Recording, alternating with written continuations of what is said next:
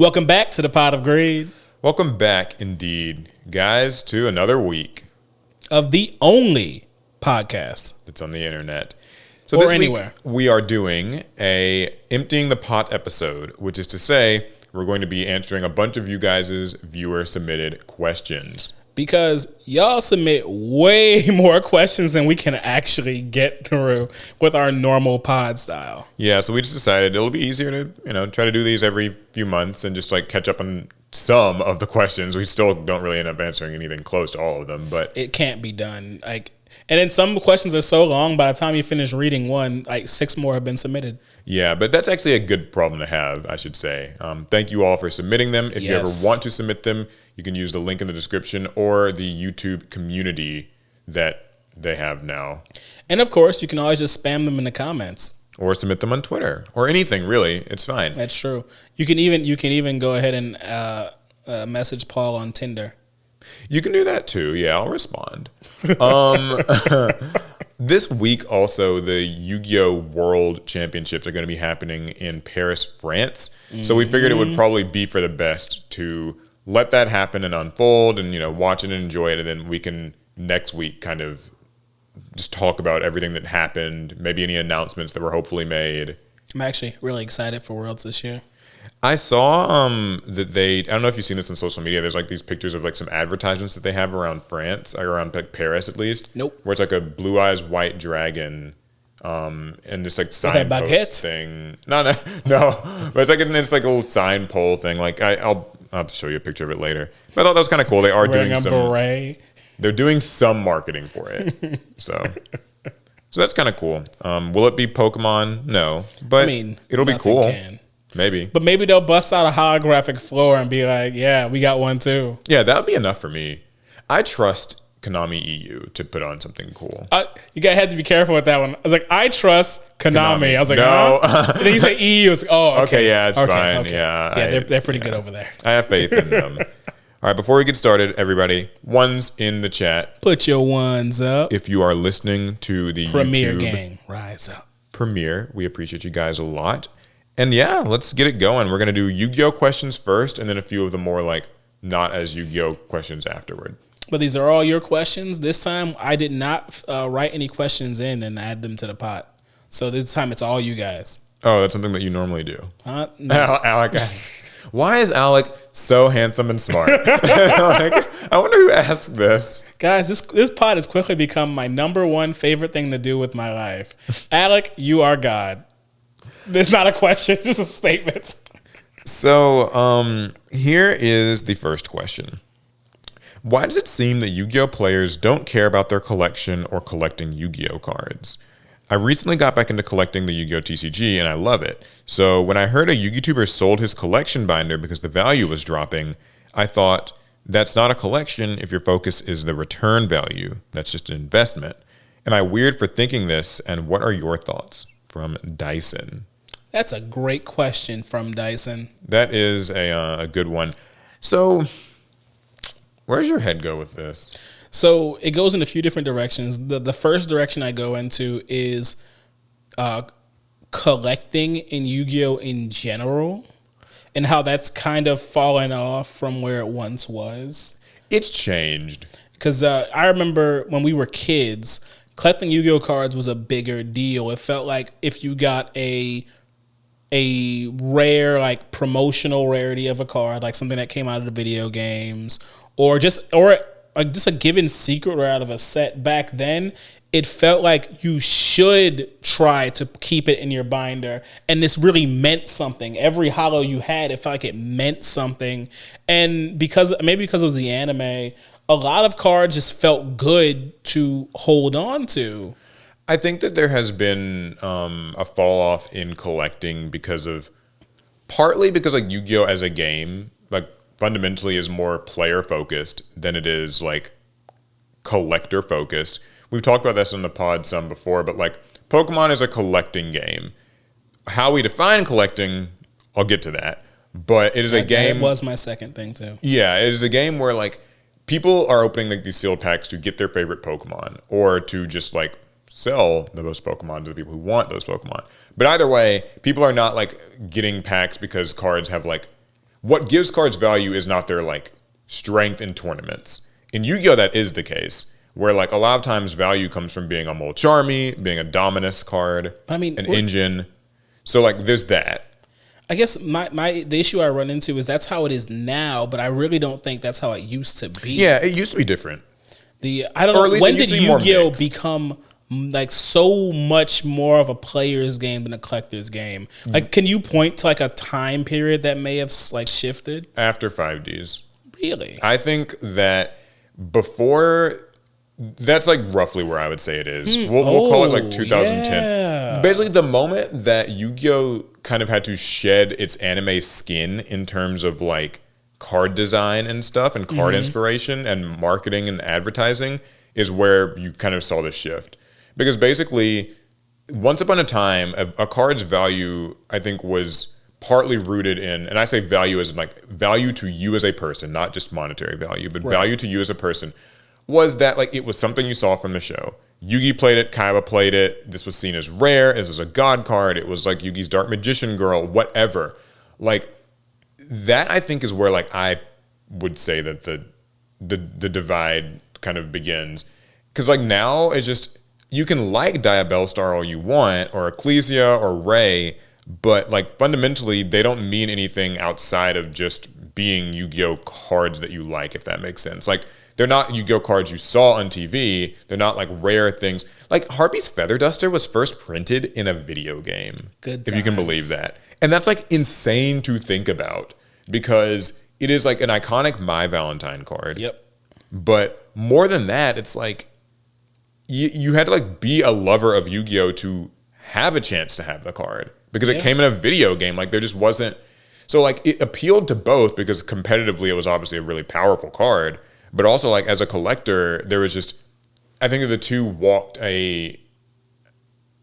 two kind of shared a relationship, being both powerful in game, but also like powerful in lore, like anime, whatever.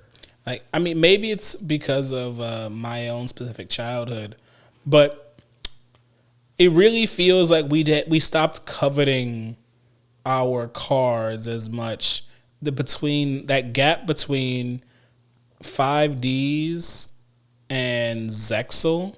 Yeah. Because you can think of so many binders that you've seen in your life with some ultimate rare synchro monster, some ghost rare synchro monster. Yeah, Ghost Stardust or something. Like, but then it meant a lot. You move into Zexal, and it felt like people weren't collecting those cards as much. I mean, we all heard of like number hunters. That was probably and the that last was a of thing. It. That was like the last of it. When I really think about it, I actually haven't seen a number hunter binder in a long time. Yeah, you don't.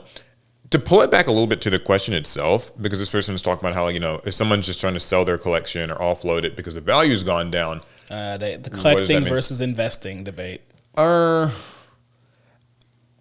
know, something that's kind of weird about that is I've always kind of found it strange when people sell their collection and like they kind of say why they're doing it. Mm-hmm. Like people will be like, you know, I'm unhappy with the state of Yu-Gi-Oh! I am choosing to sell my collection because things are just looking bad.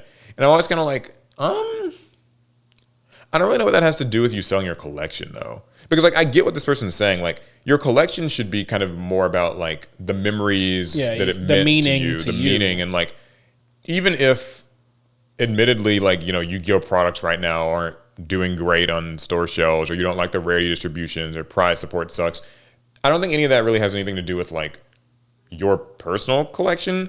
Like it's like trying to sort of say like I'm never gonna shop here again, like kind of being a Karen about it. But you selling your collection of old Yu-Gi-Oh cards doesn't do anything negative to Konami. Like that's not like a type of protest, is it? I guess it's a way to try and make a clean break with Yu-Gi-Oh, even though almost everyone I've seen sell a collection has played Yu-Gi-Oh since then. But maybe if you don't have any Yu-Gi-Oh cards, it's easier to quit Yu-Gi-Oh.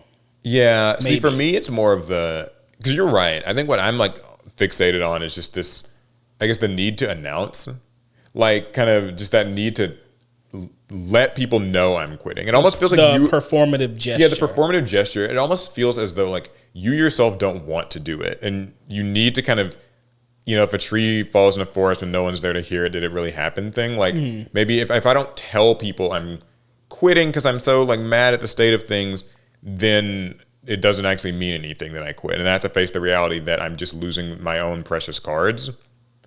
Like that's why like I'll never sell. I don't think I'll ever actually sell my like valued Yu-Gi-Oh collection of stuff. Like I've got plenty of bulk that I've sold in the past, like just bulk commons. But like I have, you know, the DDS cards. Right. And no matter how frustrated I maybe get with Konami, I don't see why I would sell those cards. I also don't see why I would like tell people that I'm selling those. Like it's, what the difference does it make? Like, I don't know. I know, because I don't even really equate my collection to my feelings about Yu-Gi-Oh! You know, right. I have 2 binders of Yu-Gi-Oh! Cards. I have one that's my collection of all the holos from Legacy of Darkness. And that set of cards I want buried with me. Like, it doesn't matter if I'm playing the game or not. Yeah, they exist separately from the state of the current TCG or something. And then I have a second collection of Yu-Gi-Oh! Cards that has like a bunch of Lost Arts and a bunch of Red Eyes. And once again, I just don't see myself parting with them because I feel of any feeling I have towards the game. But what about investing in Yu-Gi-Oh! Though? Because I mean, they mentioned how, say, at least in their example, someone sells their collection because it's going down in value, so they offload it now. All right, I've got a hot take on this, and this is coming from this is like from a like lookout for number one perspective.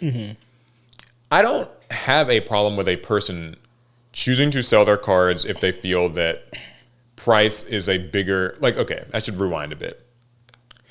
Fundamentally, it is okay for price to factor into your own perceived like value of your collection. I think it's kind of cool in a lot of collecting realms, not just Yu-Gi-Oh, to kind of know that the old comics that you have or the old, you know, shoes that you have or whatever have a certain monetary price. Even if you don't intend to sell them, people like to kind of just boast and brag a little bit about it. That's like, true. Oh, I've got this old comic that's like, you know, it goes for like $2,000 or whatever.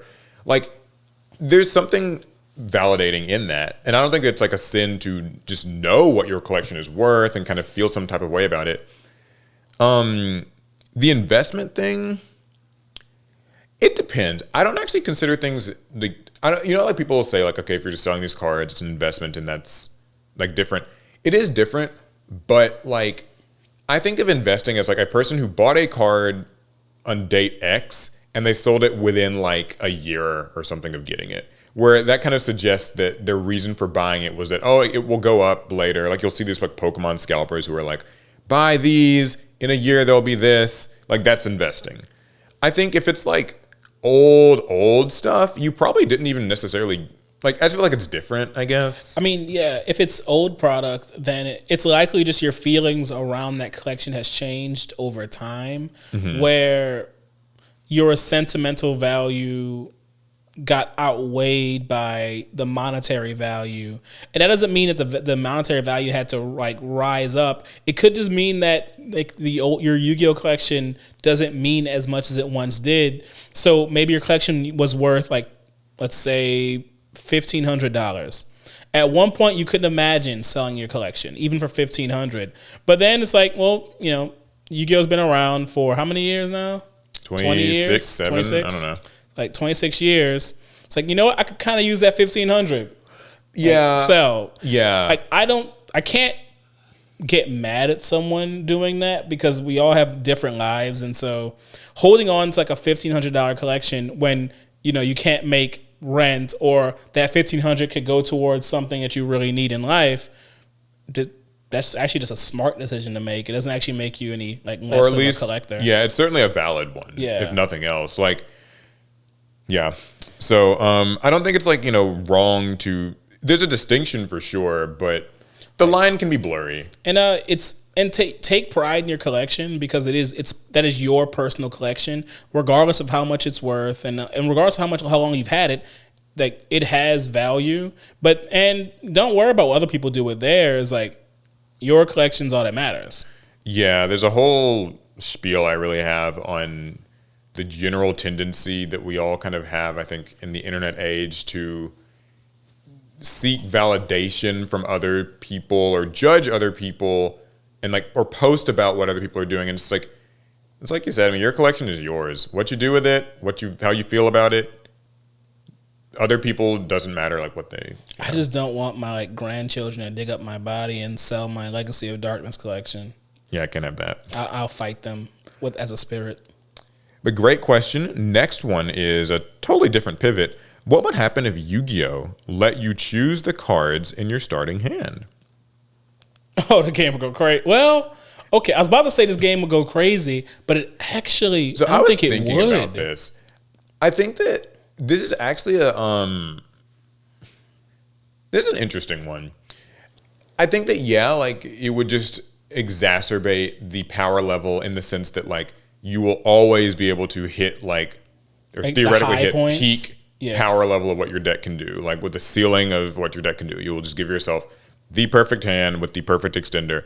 But then I thought about it, and while that still probably is true, I think something else that would happen is, would you include hand traps in that?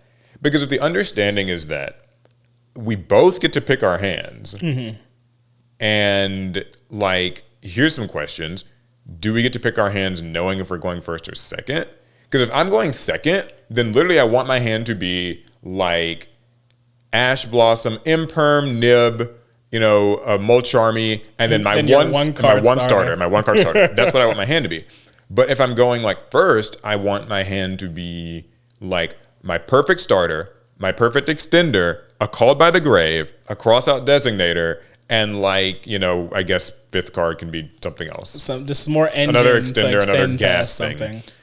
And so it's kind of interesting because like if you didn't get to know whether or not you're winning the coin flip, then you could actually just be screwing yourself by picking like the gas hand that's meant for going first, and then you lost the coin flip or the die roll, and now like you lose for that. I think once again we'd be moving even further away from I think the point of card games, which is the RNG variance and the RNG of it all.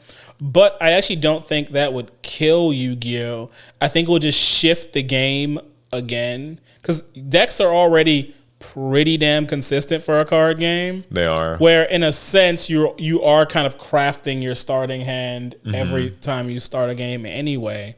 But I think it'll just become a game of kind of like counter picking. My opponent's on this deck. Their openings can be their opening can make like 2 interruptions and like a negate. Well, what kind of starting hand do I want if my opponent has a negate and 2 interruptions? Like, I still think there's a lot of strategies that can still be had even in a format with less variance. But I do think it'll be funny to see how that affects deck building. Like, if you can craft your starting hand, I wonder, would you even run a lot of cards at 3 anymore? Yeah, that's a good question. Yeah, because like, I mean, if you think about it, running 3 copies of cards for consistency kind of goes out the window if you just know what you get to kind of guarantee what's in your opening hand. Because we've all watched deck profiles where someone said you run 3 of it so you can see it.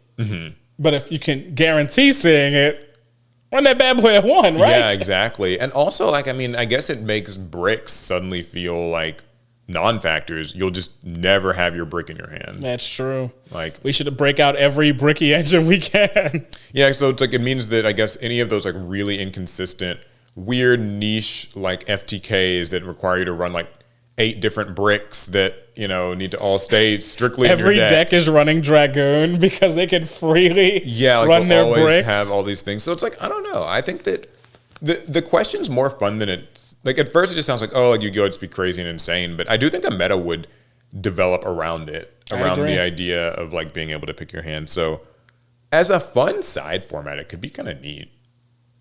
But I also think it'll be incredibly sweaty.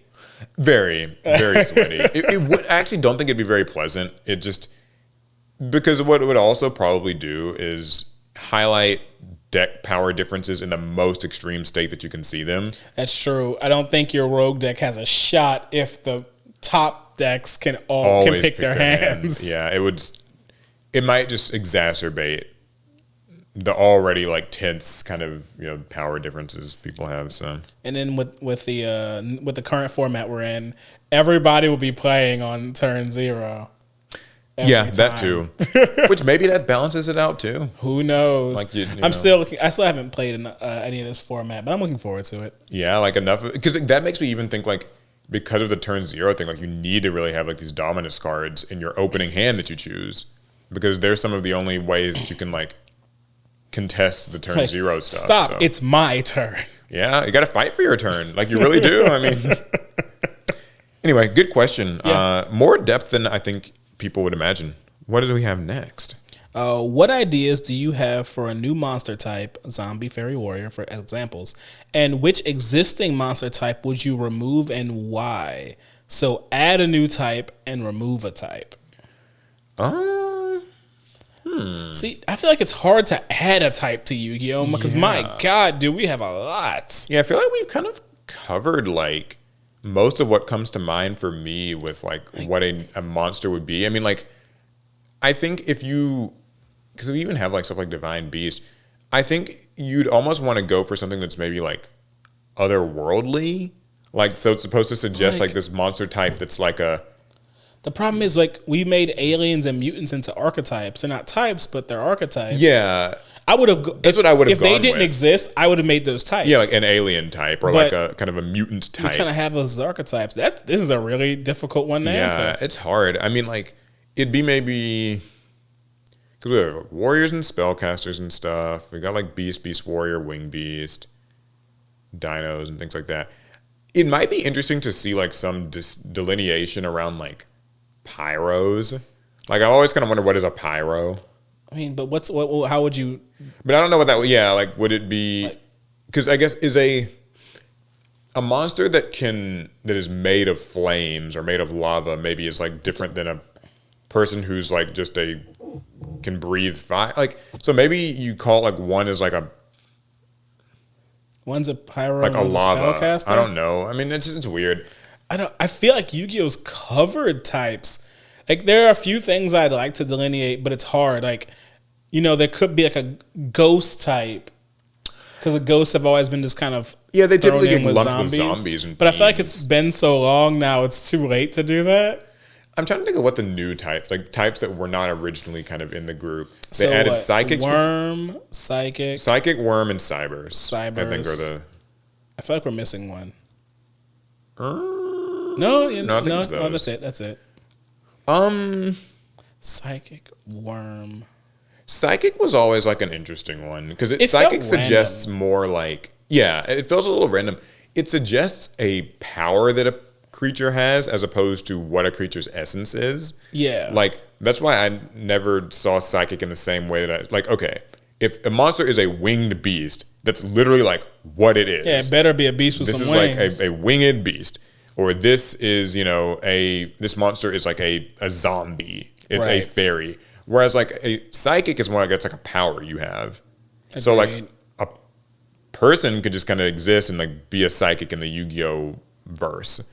So I did find like psychic is a weird one. I'm not saying I would take it out. Maybe I would. Actually, I don't know. now that you mention it. Maybe I would.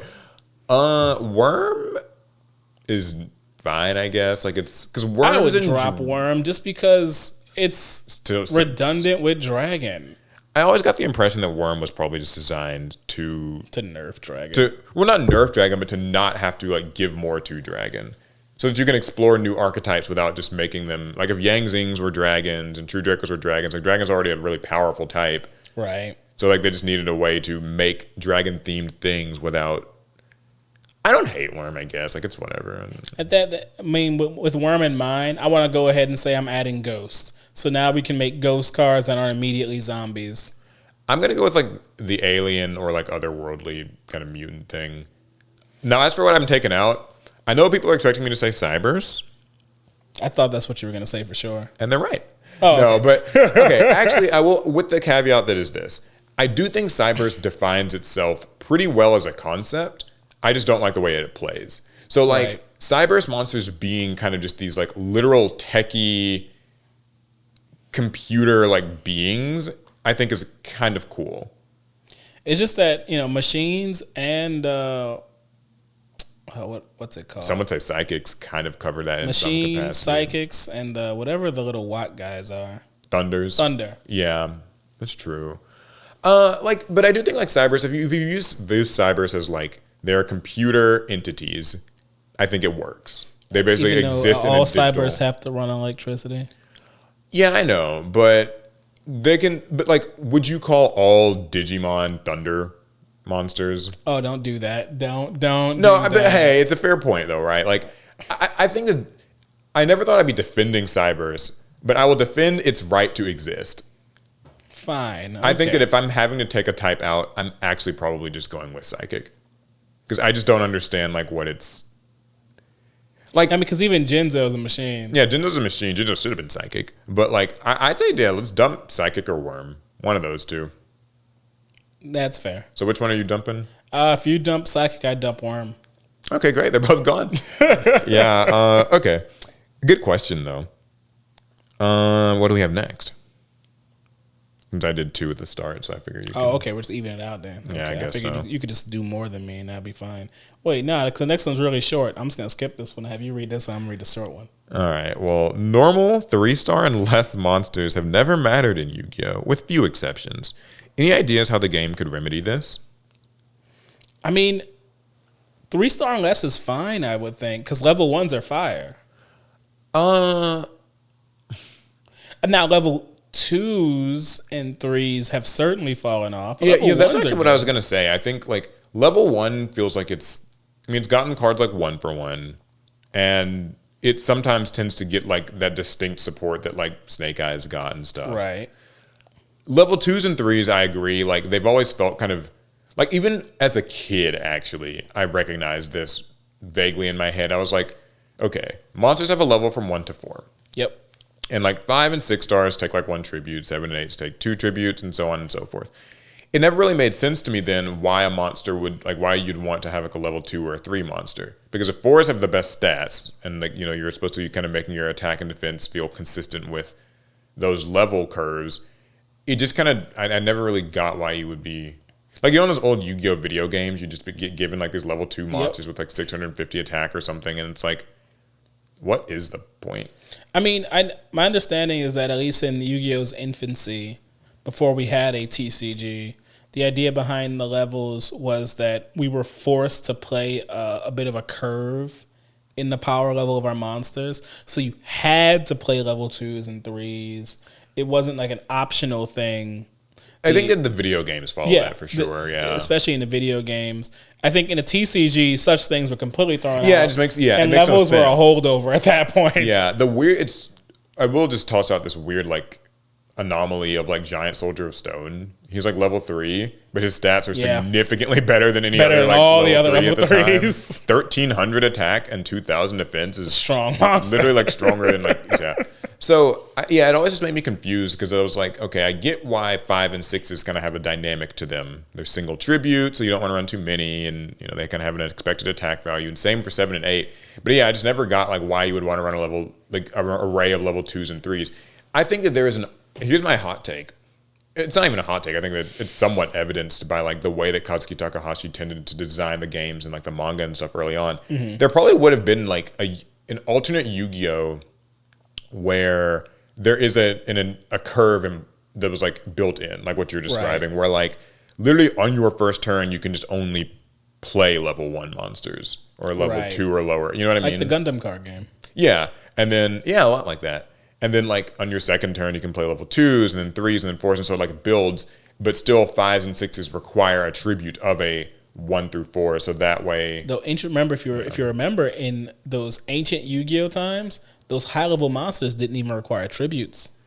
Yeah, which I guess maybe in this old version of the game that I'm imagining, their tribute comes from the fact that you just wouldn't be able to summon them literally until like turn 8 to summon a Blue Eyes. And I think that that's like an interesting game, like where that's Yu-Gi-Oh's resource system or like curve is just your strong shit just can't come out until pretty deep into the game. And so it feels now, like a tough way to play Yu-Gi-Oh. Yeah, and looking at it now, that feels way too antiquated. And even by the old standards, I think that would be pretty boring. Agreed. So I'm glad it's not like that. Anyway, though, the question was, how would you maybe remedy this? And I mean, I think Yu-Gi-Oh already has the tools to fix it. It's kind of like with like sprites and stuff. You just make extra deck monsters that specifically work with those levels. Yeah, you kinda make an design an archetype that archetype does around it, and all of a sudden, like 2s and 3s are hot. I think that also you just give them the distinctly best combinations of stats, types, attributes, or whatever as you possibly can.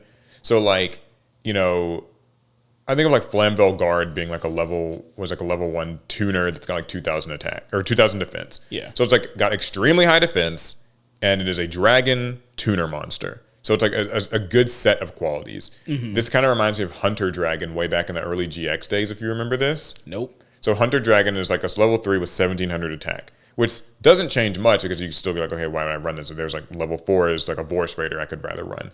But if you were running the Cyber Dark archetype, when Zane first introduced those, they equip like a level 3 dragon. Oh, and so yeah. Hunter Dragon was like a distinctly powerful level 3 dragon. So it kind of was like an early example of the sprite thing you're describing. I think of maybe cards like Dippity, which it is level 4, but Dippity. But like it's like a light fiend, and they they made it like that on purpose because it makes it work really well with bridging like a Primite and a Fiendsmith sort of thing together, because Lordly Load can summon your Dippity from the deck, or what is it? The other like Primite Roar can summon Primite Roar could like summon a Dippity, and you can turn it into a Fiend. So like you give the low level monsters extremely distinct stats, or like a special combination of those qualities. The Synchro era, the 5Ds era of Yu-Gi-Oh! Made really good use of low-level monsters, since pretty much all your tuners were levels like 1, 2, and 3. And so that was a time when I think low-level monsters were really up, Yeah. Like Plague Spreader Zombie and Junk. Yeah, like Junk Synchron. Synchron, my God, the low I forget levels. that name. Yeah. So there's something there. You just gotta you have Wait to still for Konami to design design something. Yeah, that's really it. Yeah. That's what it comes down to. It is a good question though, and it did bring me back to like my childhood question of like why would you run these like snake grass or whatever that card? Because you just shouldn't in general. Yeah, and the game doesn't really reward you for that, at least not in the old days. So. No. If cash prizing was an option, hypothetically, was not an option. No, missed that. Hypothetically, what would you give a YCS winner if cash pricing was not an option? Wouldn't I just give them what they're already getting? Well, no. The assumption is like we're Konami now, so we. I can just choose. I'm gonna give them a car. Yeah, a car. But they gotta pay. They gotta pay the taxes on the car. There was a period of time, and like I don't know if anyone else knows this, or like if this is like a Mandela effect or whatever. I remember going to like a regional this is like 2009 or something, or hearing about a regional where like some place was like giving out Best Buy gift cards or something to people. I don't know. Like I don't know if this is actually like if this was real, or maybe I just whatever. But the point is like I think if you cannot give people cash, then gift cards and if gift cards are also off the table, because like I know that's what are you thinking? You have give something? People what they really need. What do they need? Health insurance. Actually, yes. Health insurance. Scholarships. Win this little tournament, I'll hook you up with health insurance, auto insurance. What you need? Homeowners insurance? I got you. A job. Get you a job. Here's an easy one, and I'm always confused why they don't do this. More sealed product. Like, I still don't really get why. I know, like, right now they're doing this prize card thing at the YCSs. They've kind of just started doing that, and they have the Steam decks and stuff. But why is it that when we hit top 32 of a YCS, some Konami employee doesn't, like, go behind that little black stage and, like, wheel out a pallet of just cases of the latest set and just start handing them out? I mean, they already went through a few cases to get their max rarity decks. They don't need another case. Well, yeah, but, like, because here's the thing. It's probably the least... Like, it's the easiest thing for Konami to get because it's a product they already have. True. And then, yes, I will admit, if you are a player who's gotten top 32, the last thing you need is the cards themselves because you already have those for yourself. But I guess you could push the boxes. But you just sell them. Selling them. And because here's the thing, like, Pokemon does that. I remember somebody was telling me how, like, when they went to Pokemon Worlds last weekend, they were playing a TCG Pocket tournament, like, with your phone. Mm-hmm. And the prizing was, like, packs of Pokemon cards. That's real value in this day and age. And it was like for like top, like you didn't have to like do terribly well. Like you go like X2 or something and you were getting packs. Oh man, let me go. I got pocket. Yeah, they were saying like they were really handing out the packs. X2. And they give out a lot of packs of those Pokemon regionals that they have. So like, yeah, just give people like an exorbitant amount of sealed product. And maybe that's something like. Wouldn't the wife say I should get 2 cases? Like, this is nice and all, but I have to fly home. Yeah, that is true too. I guess they get your address. Maybe they mail it to you. They're like, no. You can take. We're gonna let you into the Konami vault. It's filled with boxes of every set. You can only take what you can carry. What if they did? Do you know those things that like the arcades and like I guess some casinos have them where it's like the money tunnel or whatever? I know, or like, the money wind tunnel where you can just grab and, as like, much as you can. What if like that's what it was? Like, okay, you win, you get like 30 seconds in here and like just starlights and ghost bears are just run around like crazy. You grab whatever, and like you're not allowed to like bend down and like pick stuff up off the floor. It has to just be like what you can grab and hold or something. That may be fun. Like, and basically how long you get inside of there is based on your placing. It's like first place gets to be in there for like 2 minutes, but like if you got like just top 32 or something, like you get like 5 seconds in there. You can like grab a couple of things, and that's it. I don't know. I mean, like, yeah, I don't know what you do for Yu-Gi-Oh prizing. I've kind of given up on assuming. What if we did Wheel of Fortune style prizing, where all the prizes are just these vacations, cars? I'd like that. A new lawnmower, appliances. Well, they were doing air fryers. I mean, that wasn't a Konami thing, but like there were regionals that were doing the air fryer thing. Like and Wheel of Fortune prizing. Unironically, an air fryer is like not the worst thing you could win. An air fryer, useful. Assuming it's like a decent one. Slap a little Yu-Gi-Oh logo on that bad boy. Call it a day. Yes, actually, Yu-Gi-Oh air fryer. I'm happy with that. Like, it's actually better than getting the sealed product in a sense. So, anywho, thank you for the question. I think it's actually a wonderful one. The next one. Okay, this is an interesting one because this is like some trivia that I was not aware of. It's like OCG related. Okay. I recently found out that there was a format that was created last year by the Tokyo University Duel Club called Duel Coliseum. The format's similar to Domain, but it has a few differences, such as 12,000 life points to start with. You have to follow the current Forbidden Limited list, and instead of paying life points to summon your deck master after the first time, there's instead a time counter that limits how many turns you have to wait before you can summon the deck master again. Knowing that Konami has actually partnered with the Tokyo University Duel Club before in creating a casual format product that was only released in Japan called Duel Royale Round 1 and 2, this is news to me. I've never heard of this. Any of this. How likely do you guys feel Konami would actually adopt this format officially? This is from Omar. This is news to me. Like I said, this has caught me completely flat-footed. I did not know any of this happened. Yeah, this sounds like this is like OCG stuff. So not really my jurisdiction. But the idea that Konami might make an official format, it ain't coming out over here. Nah, bro. I mean, this is the same company that's like trying to get rid of like the Time Wizard thing. They want to do that with Time Traveler stuff. I think Konami, maybe it's Konami Japan, maybe it's Konami NA, whoever. I think that they kind of have it out for the idea of like playing anything that shifts the natural game rules much. But in this is a format that uses the current Forbidden Limited list, so at least it shouldn't hinder people wanting to buy a new product, which is actually a plus. That was I imagine is the major issue with Time Wizard format as well. Old people don't need to buy new product for old cards.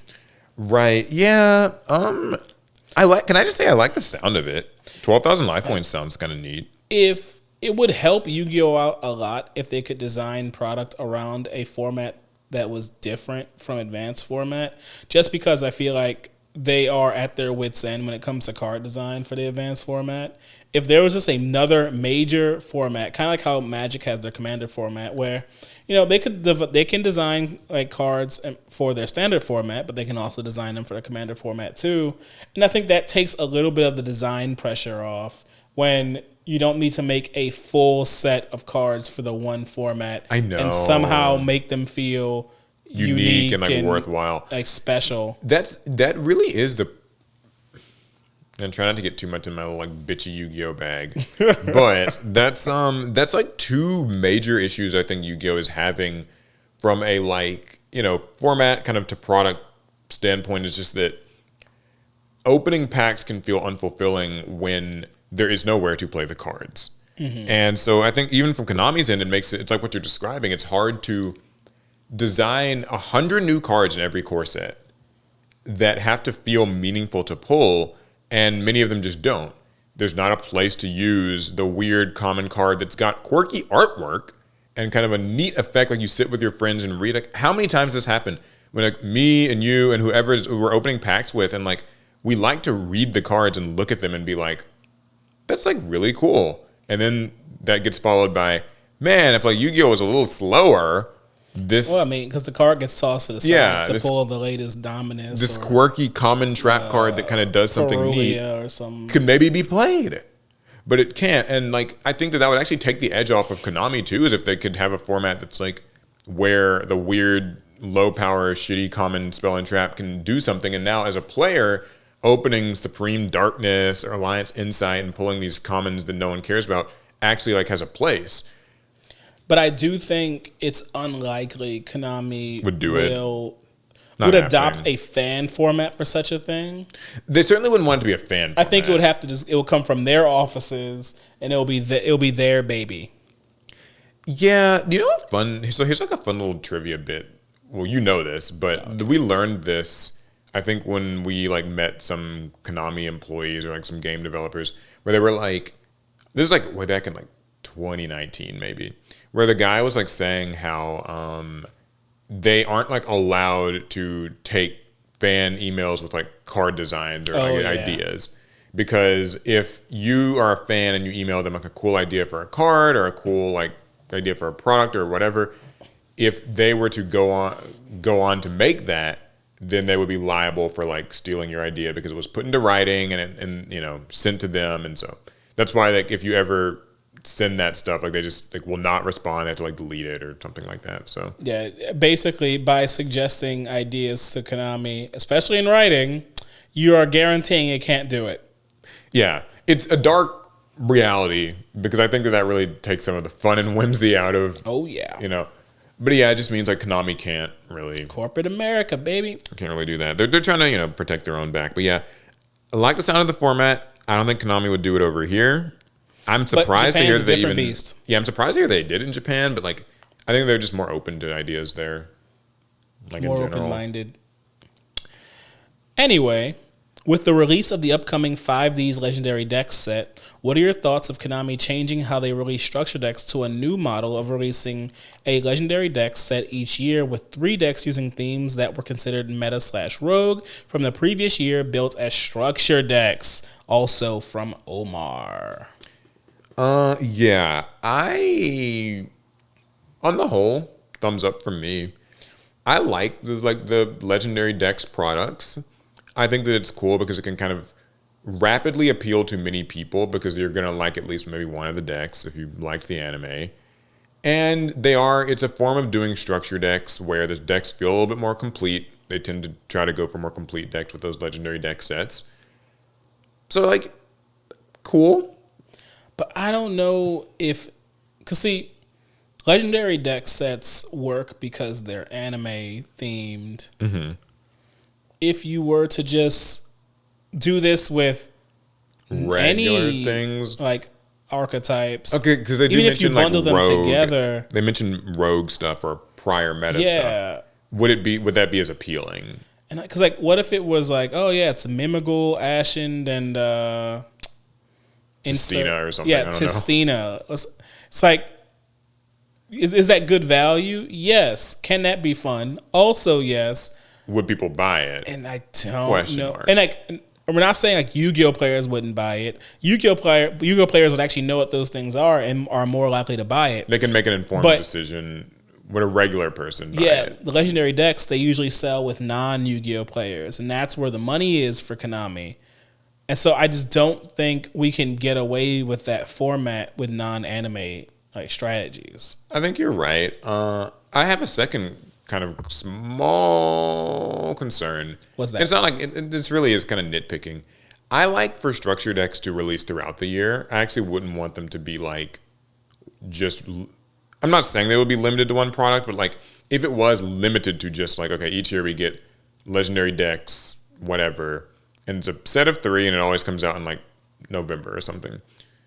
I would rather than be like, okay, like I like those years when it's like there's a structure deck in like February and then there's a structure deck that's like in June and there's another one that's like in October. Like it's just kind of. When was the last time we had that? Yeah, I'm saying I liked it. We haven't had that in ages. I think the last year that we had multiple structures like that was 2023, which was a great year. That was Trap Tricks, Dark World, and Crystal Beasts, I think. Fun. I mean, a lot of products. But, and you know, I brought this up a few times, but there was that period between 2005 and 2007. They released 10 structure decks in 2 years.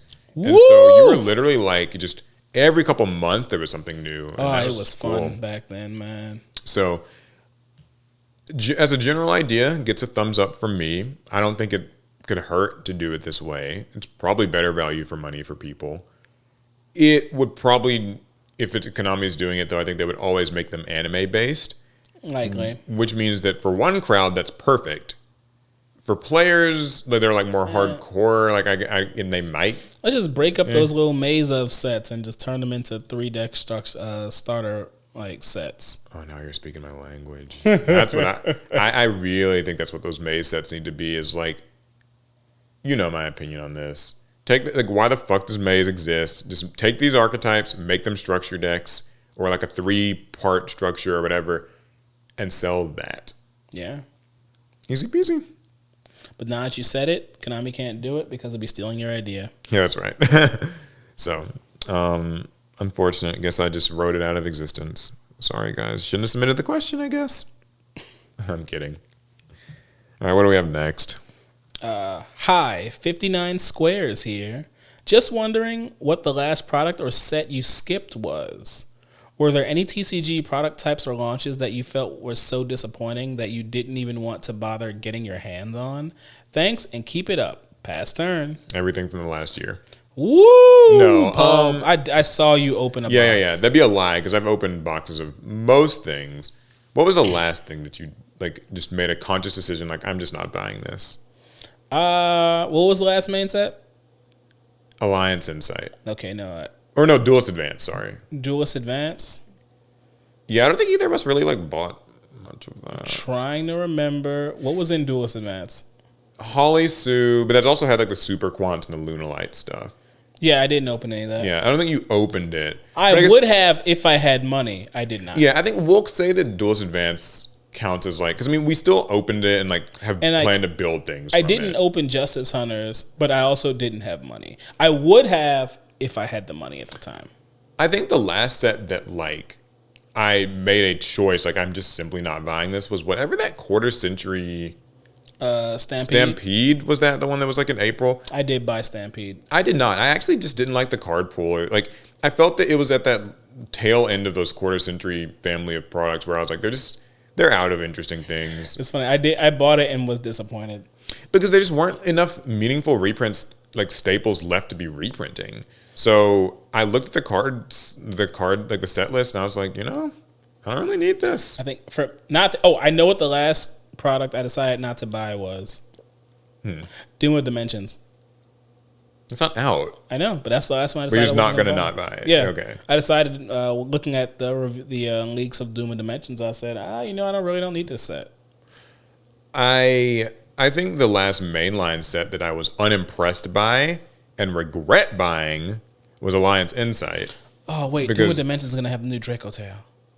Yeah, there is a new Draco Tail in there, so you're going to get something. I'm going to get singles. The thing that I hated with Alliance Insight was you forced me to get a box at Locals one day, and I regretted it. Oh my God, it was awful. Yeah. Yo, Paul was so sick. Not happy with that. Alliance Insight, like, just is a shitty ass set. I did not like anything in there. I don't even remember what was in that set. Well, I guess Regenesis was in there. Regenesis was in there. That seemed We had okay. the last of the Diabell Star stuff in there. Was the Dark Magician Girl one in there? I think that was in there. Yeah, that was in there. Okay. The Sacred Sarcophagus stuff. And there was like something Code Talker.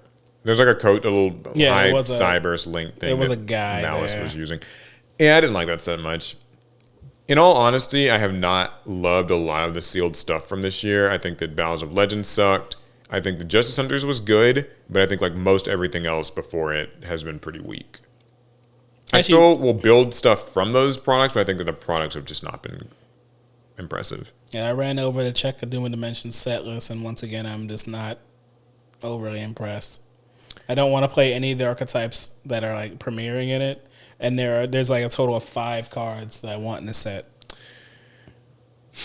All right, well, next question is, do you think Konami should add different formats like Time Wizard, Edison, etc. to Yu-Gi-Oh! Master Duel? I can answer this already. Yes, they should. I really love old Yu-Gi-Oh! And love to play ranked in Master Duel to earn gems, but I don't really enjoy the modern ultra-fast pace of the game. It would be nice if they added older formats to allow players who like these older formats to earn gems and craft points. Also, why can't I dismantle my cards that come in legacy packs? So many URs sitting there doing nothing. Doesn't make sense why they can't be dismantled. Thanks, guys. Love the show. Look forward to it every Thursday. Pass. Turn. Okay. While I appreciate your question, and I hate that I have to answer it this way, because you're just right and they should do that, here's why they won't. And it sucks. Because if they had Goat and Edison format in Master Duel, then you'll never have to craft any new cards once you get your stuff. That's literally the reason for it. I mean, there could be other logistics reasons behind the scenes, but it really does come down to the fact that once you have gotten like a pool of Edison cards, or just especially with Goat cards, then why would you ever need to like craft anything new? They need to have a way of monetizing anything new they add to Master Duel. So if they're going to add a new permanent format, there's okay. So how do we make money off of it? Well, this format specifically makes it harder, or makes it less likely that someone's going to buy a new product because they don't need it. Yeah, well, that's a pain. Like, I think that their fear is that people would like Goat and Edison too much, which like it sounds terrible to say because like good if players like it, right? That's good, but like for Konami, it's like they like it too much. They're just going to only play that, and there's got to be that funnel and that sink of like new packs coming out, gems being spent, temptation to buy microtransaction currency. My example is not exactly the same, but it is similar. In Fortnite, they added in the Fortnite OG season and mode.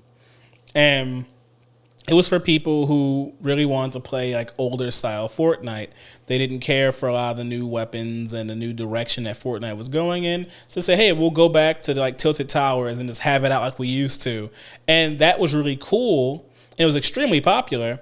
But, you know, the issue with Fortnite OG is that, well, how do we get them to spend money on Fortnite OG to justify that it exists and that it pulls people away from our main Battle Royale mode?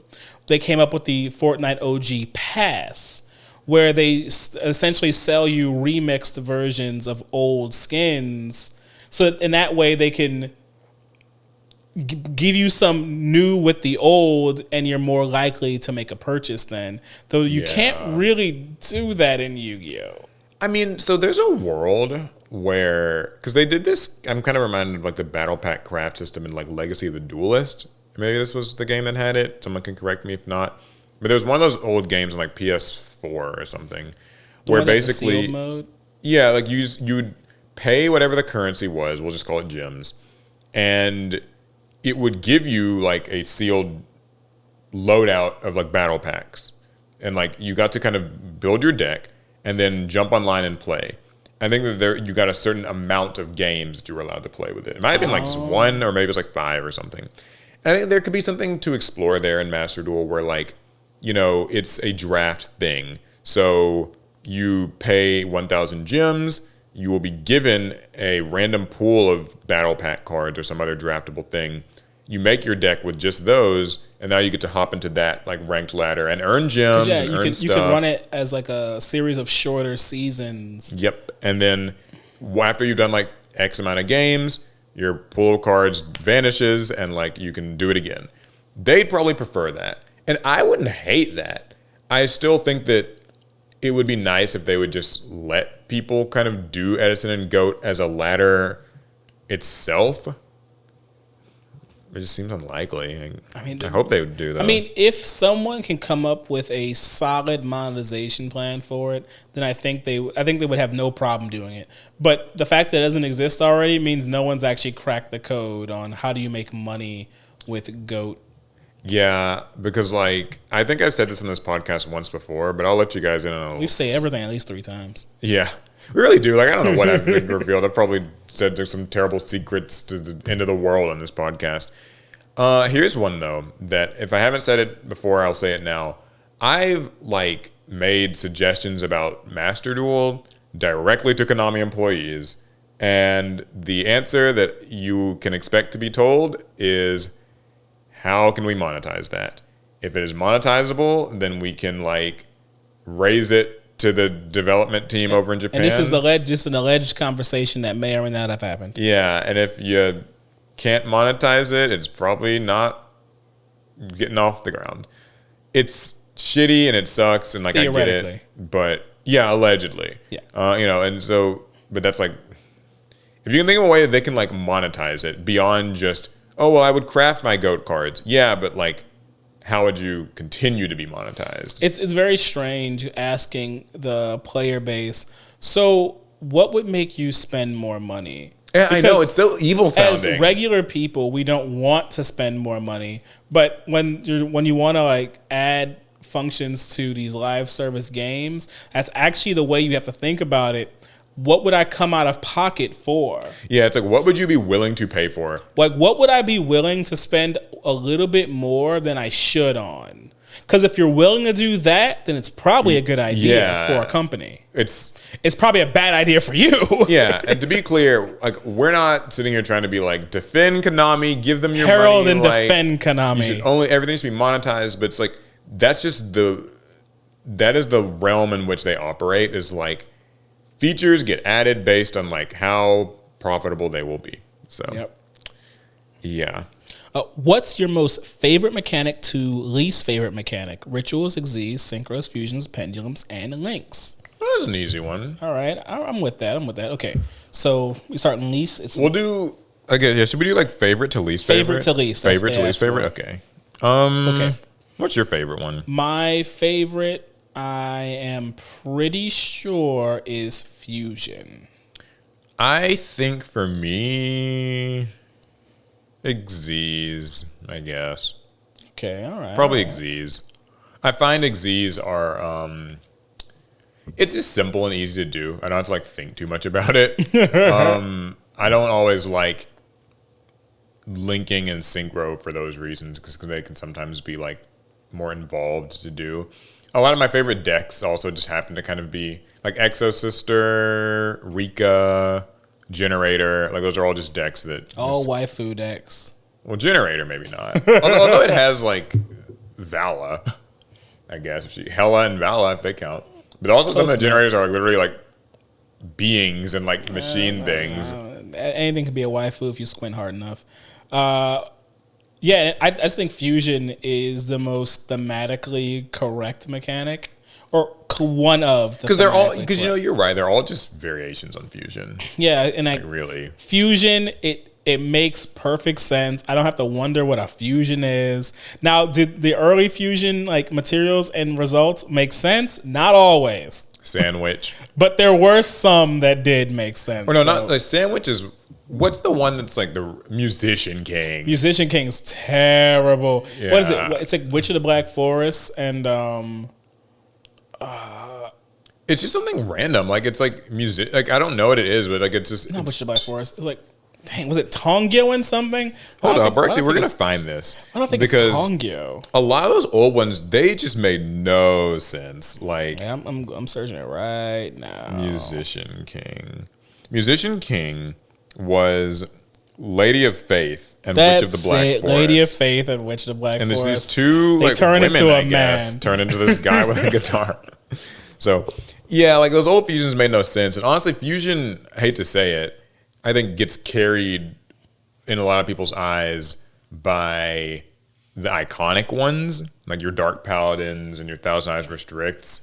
Because like cool. Most old fusions sucked so bad. But like, they also had the elemental heroes. Yeah, they got elemental heroes. Fusion's my second favorite one for sure. My second favorite one's actually Xyz. Right behind. Yeah. Why do you like Xyz? Just same reasons or? Xyz, it's just simple to work with. Mm-hmm. I don't have to do any like crazy counting, and then the Xyz monsters mechanics were fairly reserved. They have amount of material. They detach the material. They can use their effect. I know there were ruling snafus when they were first introduced, but I don't think anyone said Xyz were hard to use when they came out. Yeah, they really weren't. If anything, like I think people probably had more opposition to synchros. My third favorite one's in recent years has become Ritual. My third favorite is also Ritual. Yeah, I think for a long time I just had no opinions on Rituals. Like I just didn't really see them as anything. I mean, early on they obviously sucked and they were hard to use. And the only good one was maybe Relinquished. But like in recent years, I think that they've just done a good job of making cool Ritual archetypes. I obviously like Voiceless Voice, but I like Songmatica.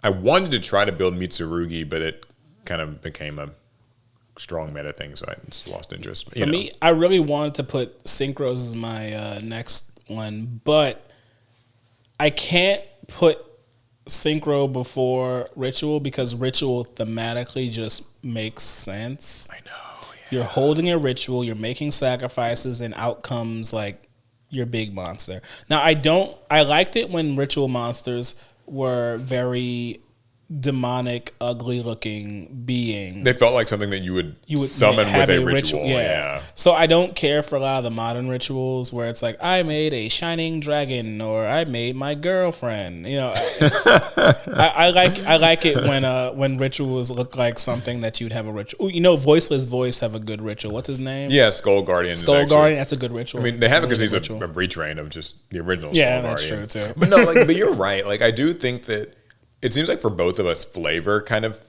plays at least something of a role in our favorite ones. Yeah.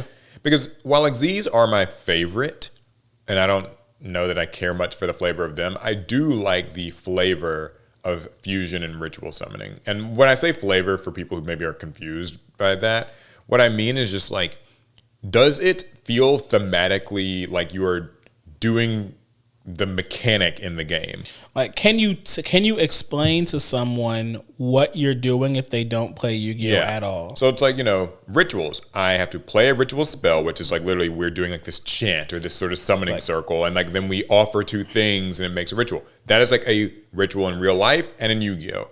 Meanwhile, though, when I tell you I'm link summoning, what's happening? What's happening when you link summon? Like and so you can't use any of the words you'd use to describe fusion. Yeah, because like that's when fusion is like, okay, like I'm fusing two monsters, and even with fusion, I will say that I think in recent years it's fallen off some because there's too many fusion monsters that just kind of say like a something and a fire. Like those kind of. I mean, that's still like fusing two things at least. But yeah, but it still keeps at least a fundamental. Thunder Dragons with their like distribute one Thunder Dragon after you use the effect of a Thunder monster in hand. But yeah, like that's why like links fall off hard for me. Is like I literally don't know what a link summon is. I have to put Synchros as my next one. Yeah, Synchros is my next one. Because of the anime, I think I really love Synchro summoning. But because I can't actually tell you what a Synchro summon actually is, that's always going to be a problem for me. It's like, so what's a Synchro summon? Well, you take two monsters and you make one. So it's fusion. No, you don't need to use a spell. You just need to use a tuner monster. Okay, what's a tuner monster? Yeah, it's kind of harder to answer.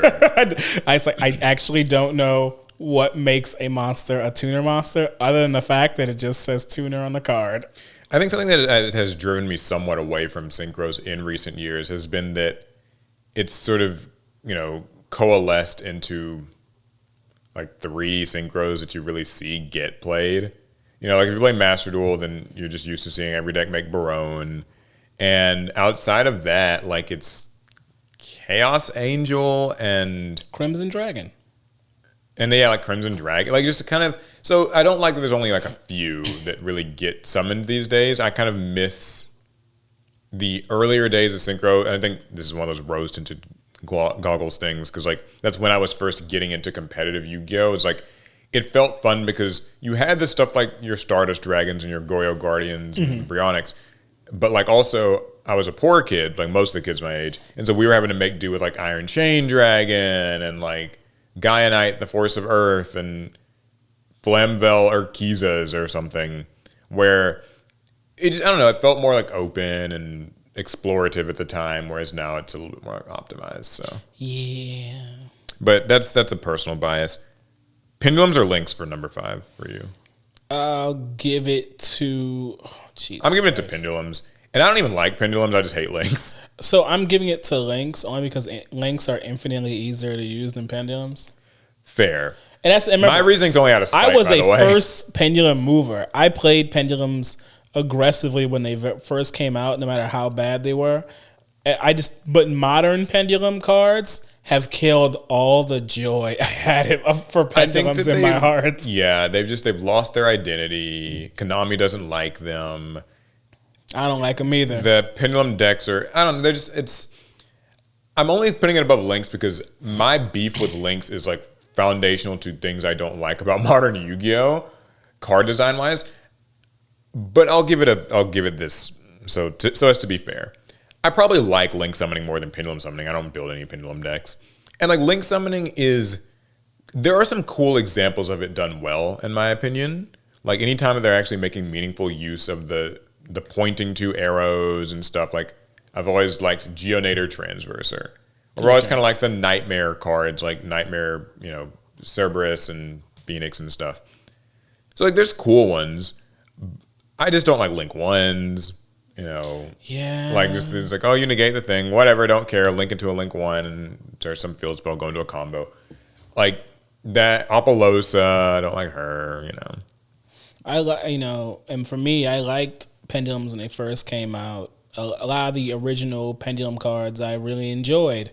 Modern pendulum cards became these huge bodies of text.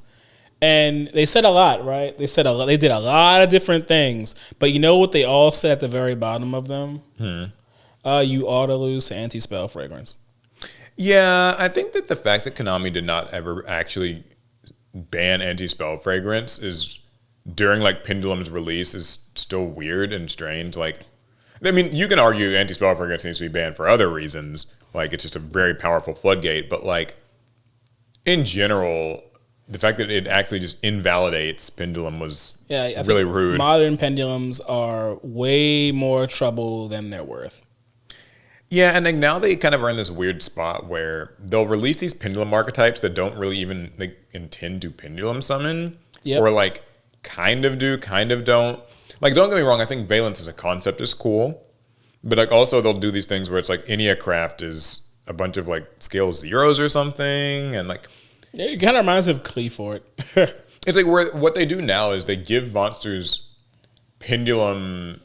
They'll make them a pendulum just to give them 2 effects, like 2 sets of effects. And I didn't play this game to read more. Yeah, it's, you know what? I'm with you. We'll say my favorite is Xyz, then Fusion, then Ritual, then Synchro, then Lynx, then Pendulum. And then my list is Fusion. I think Xyz, right? Yeah, Fusion, Xyz, Ritual, Synchro, Link, Pendulum. Next question is, hey guys, it's Mecha again. This is Mecha Dragon. Hey Mecha. Do you guys think it's worth it to try to get into competitive Pokemon TCG despite the scalpers? I was considering going back a few years ago, but I was a little frightened by the scalpers at the time. Plus, getting sealed products will be next to impossible from what I've seen. So do you think it's easy enough to keep up with the metagame with this card game? Thank you. I have to break it to you. I know absolutely nothing about the Pokemon TCG metagame. I cannot speak for that. I'll say this. I hear it's like very easy to get the cards you need to play the game. I mean, yeah, because to play the game competitively does not necessarily mean you need sealed product. Yeah, you just need to get cards. If anything, Pokemon's the game where that's like maybe the easiest. Like I don't play every card game, but like people open so much Pokemon product, like so much of it because of that whole scalping thing and they're like looking for, the rainbow art Umbreon or whatever. But Pokemon, unlike Yu-Gi-Oh, is a game where they use the whole mixed rarity system. So like getting competitive decks is cheap. I mean, yeah, the lower rarity cards, because of the sheer volume of product opened, at least on the secondary market, they're not that expensive. Yeah. So I say do it. Like, and just buy your singles and you'll probably have a pretty easy time. Now, as far as following the metagame, I don't even know how one does it. Every time I see a Pokemon video on YouTube, it's another opening of like a base set, whatever. Yeah, what's interesting is I actually did do a collab recently, or I guess I was like on a Nova Alchemy stream where she was doing, it was the Yu-Gi-Oh! Gunner series, where we were doing this game show where we had to answer questions about like Yu-Gi-Oh! Cards or whatever. And one of the guests was a VTuber named Poseidon, and she did like Pokemon content primarily, and she was actually talking about how like there's really just not like competitive Pokemon TCG content. There's like maybe 3 people who really make this stuff and get decent viewership for it. And she was saying how like she kind of has tried to do it and she doesn't really like know how to expand that. And so I just thought it was kind of related to this question, just because like if anything, that's probably part of why the cards don't even hold value, is like it kind of feels like maybe no one cares enough for them to. I don't know. Which someone has to, because somebody winning them cash prizes. Yeah, it's like I don't say that to dissuade you from doing it, but just that like if anything, know that it doesn't sound like it's very expensive. Yeah, I would think so. So yeah, good question though. You got the next one? I'm searching for it. Okay, here we go. Hey guys, I've been watching since episode 1. Thank you. In addition to Yu-Gi-Oh, I play a lot of Shadowverse. The newest Shadowverse client has a feature known as the Park. You can become a chibi avatar and can walk around a literal park. There are tables where you can sit down and duel. You can openly comm with people, and there's even a big screen which showcases a popular duel. In addition to this, on weekends, they essentially simulate a locals event where you show up to play people, and depending on how well you do, you get in-game rewards. What are your thoughts on this idea in general? Would you play something like this if it were implemented in Master Duel? Do you think it is a good direction for digital TCGs? Yes, yes, and yes. Yeah, this is that game, the Shadowverse one that you were playing, correct? I just like this question is funny because we'll get a lot of questions like this. This is no offense to the person submitting them, where they'll just be like, "So, do you think that this good idea would be a good idea?" Yeah, it's like here's this long question of a good idea. Here are these like objectively enjoyable, engaging things. Do you guys think Yu-Gi-Oh should do this? It's like you should have said like, "Am I right or am I right?" Yeah, because you're right. Because like yes, I there's literally like these would be amazing if they just had, make a 3D avatar, walk around, give it even just the most basic bit of window dressing. You customize your person, you can walk around Battle City, and then that's how you challenge people to duels.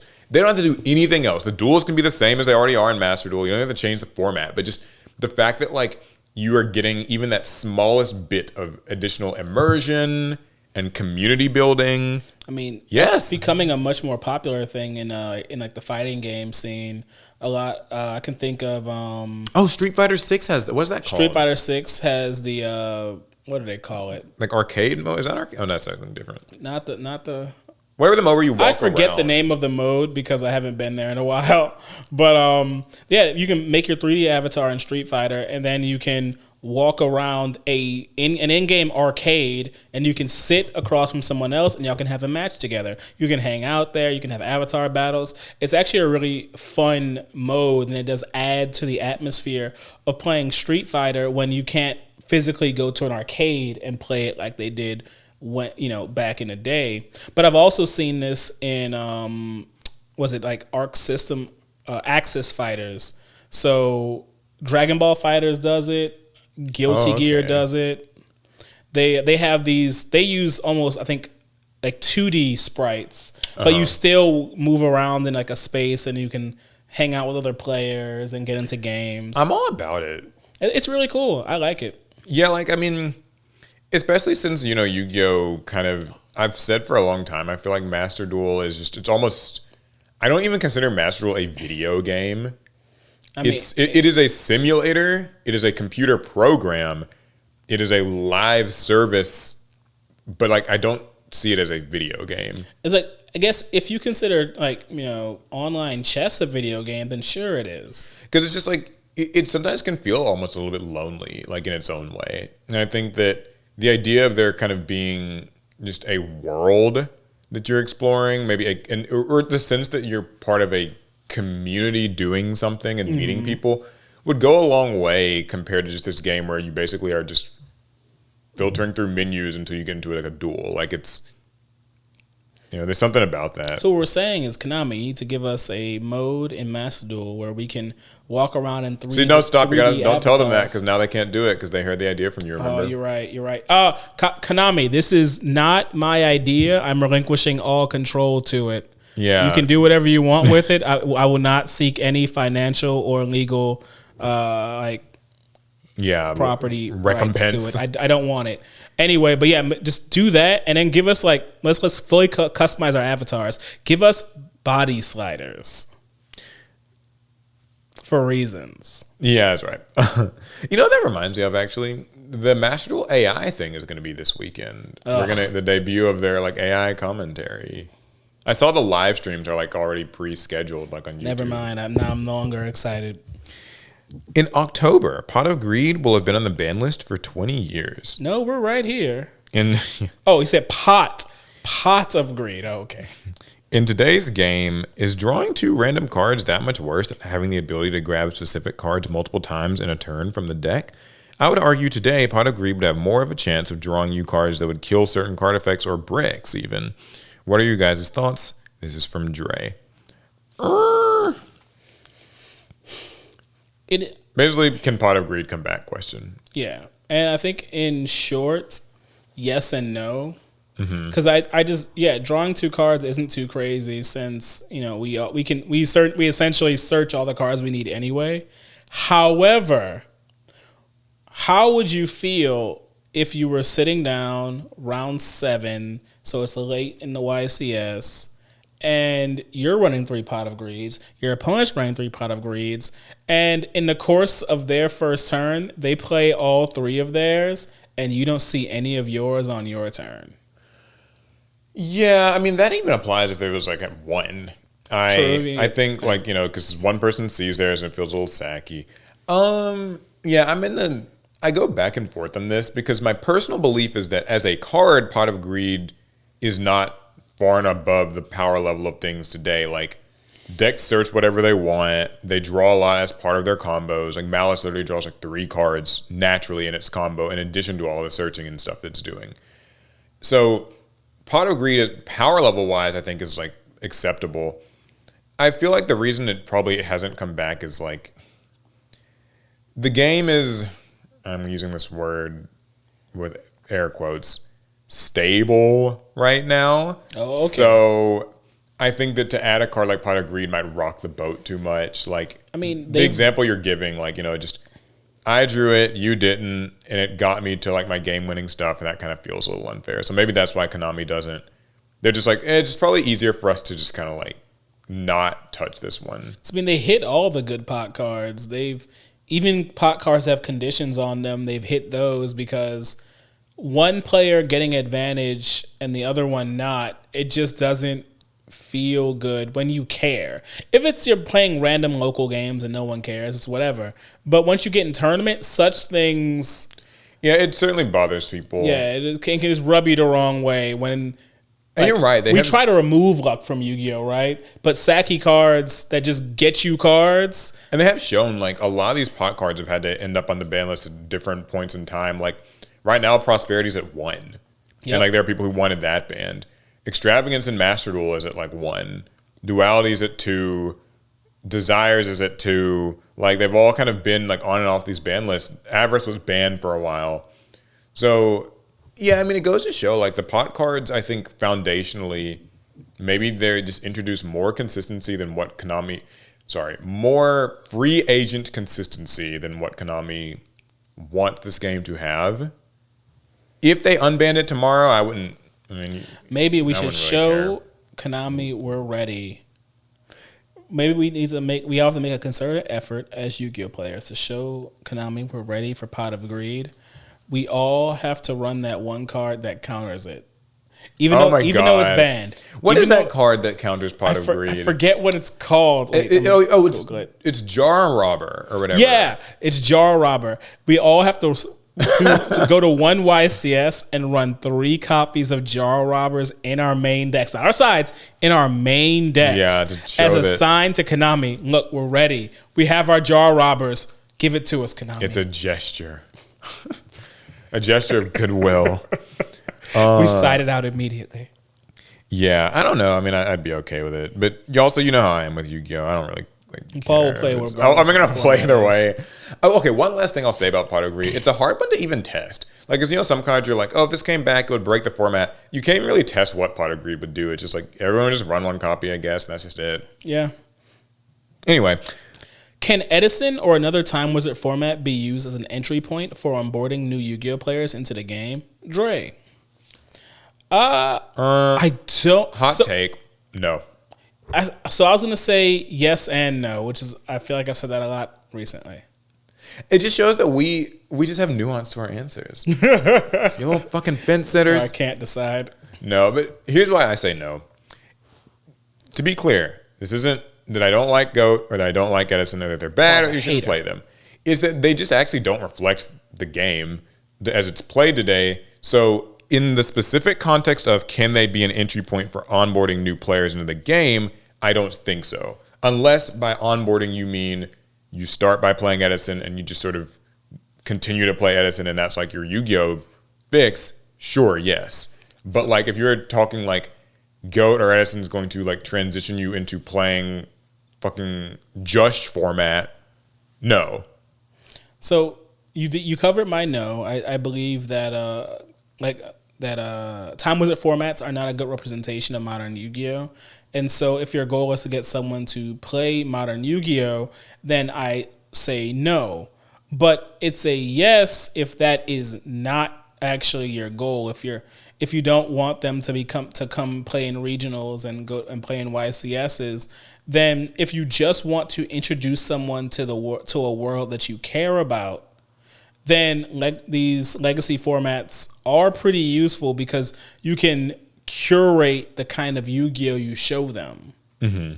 And because let's be honest, modern Yu-Gi-Oh is a lot to bite off all at once. Not saying that someone can't get into it. It's just, maybe it's better if you pick and choose the format you show them. Especially if your goal is not to get them to compete at the next Nats. Yeah, like one other thing too, it's kind of similar to the whole like GOAT and Edison and Master Duel thing is Konami probably wouldn't love those as onboarding products since there's not as much more for you to buy. But yeah, we're not talking about Konami. But that's not, that's like a separate. Take Konami hat off. problem. You left it on. Yeah, that's true. I'm defending them too much. Sorry.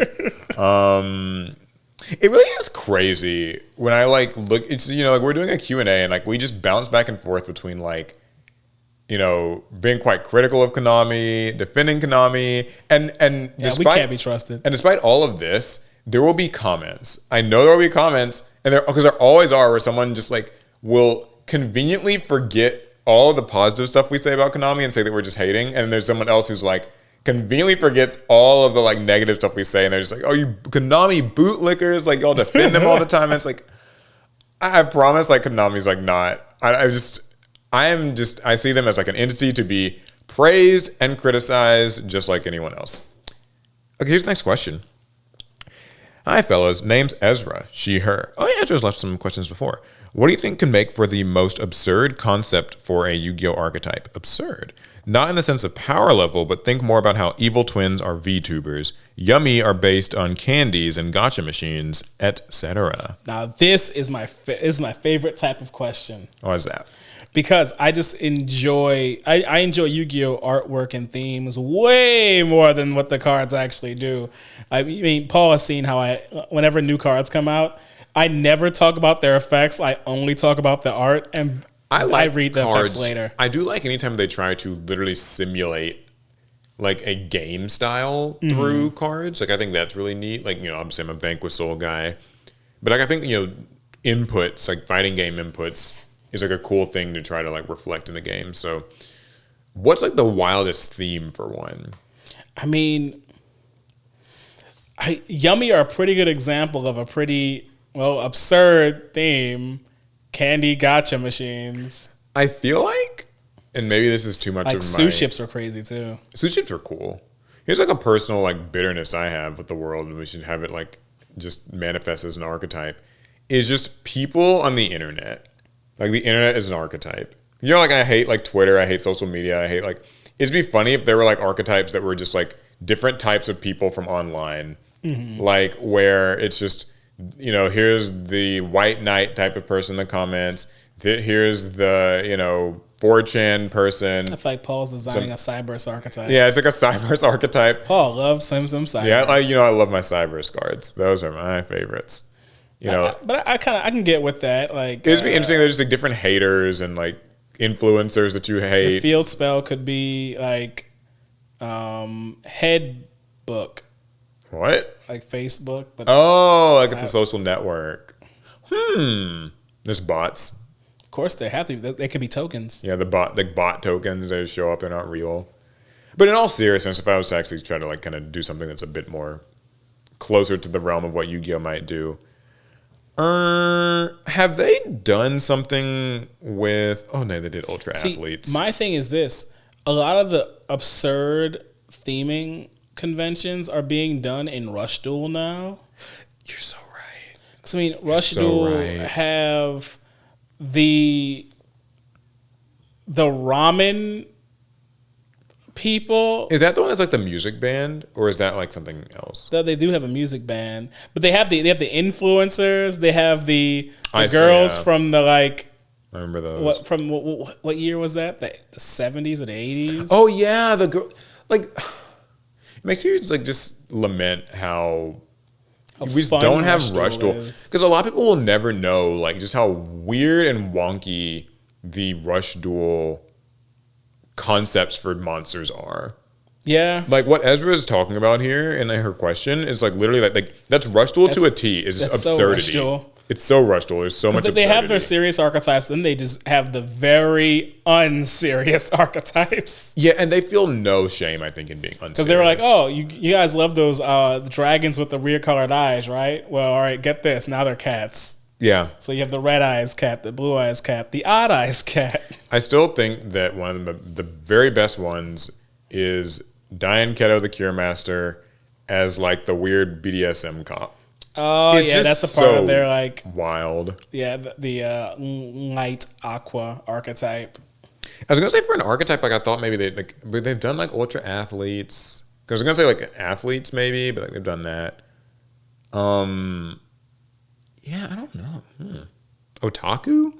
Like an archetype of otakus. They collect figures. They cosplay like something. I don't know. Like. That could be cool. The idea of an archetype that's model kits or something. Yeah, like they have model kits and figures, and like there could be something to that. Like I don't know if that's maybe too similar to like desk. Well, Deskbots was like office supplies. Yeah, they were office supplies. Yeah. Oh, now I'm thinking of the. I think Rush Duels has the onomatopoeia monsters as baseball players.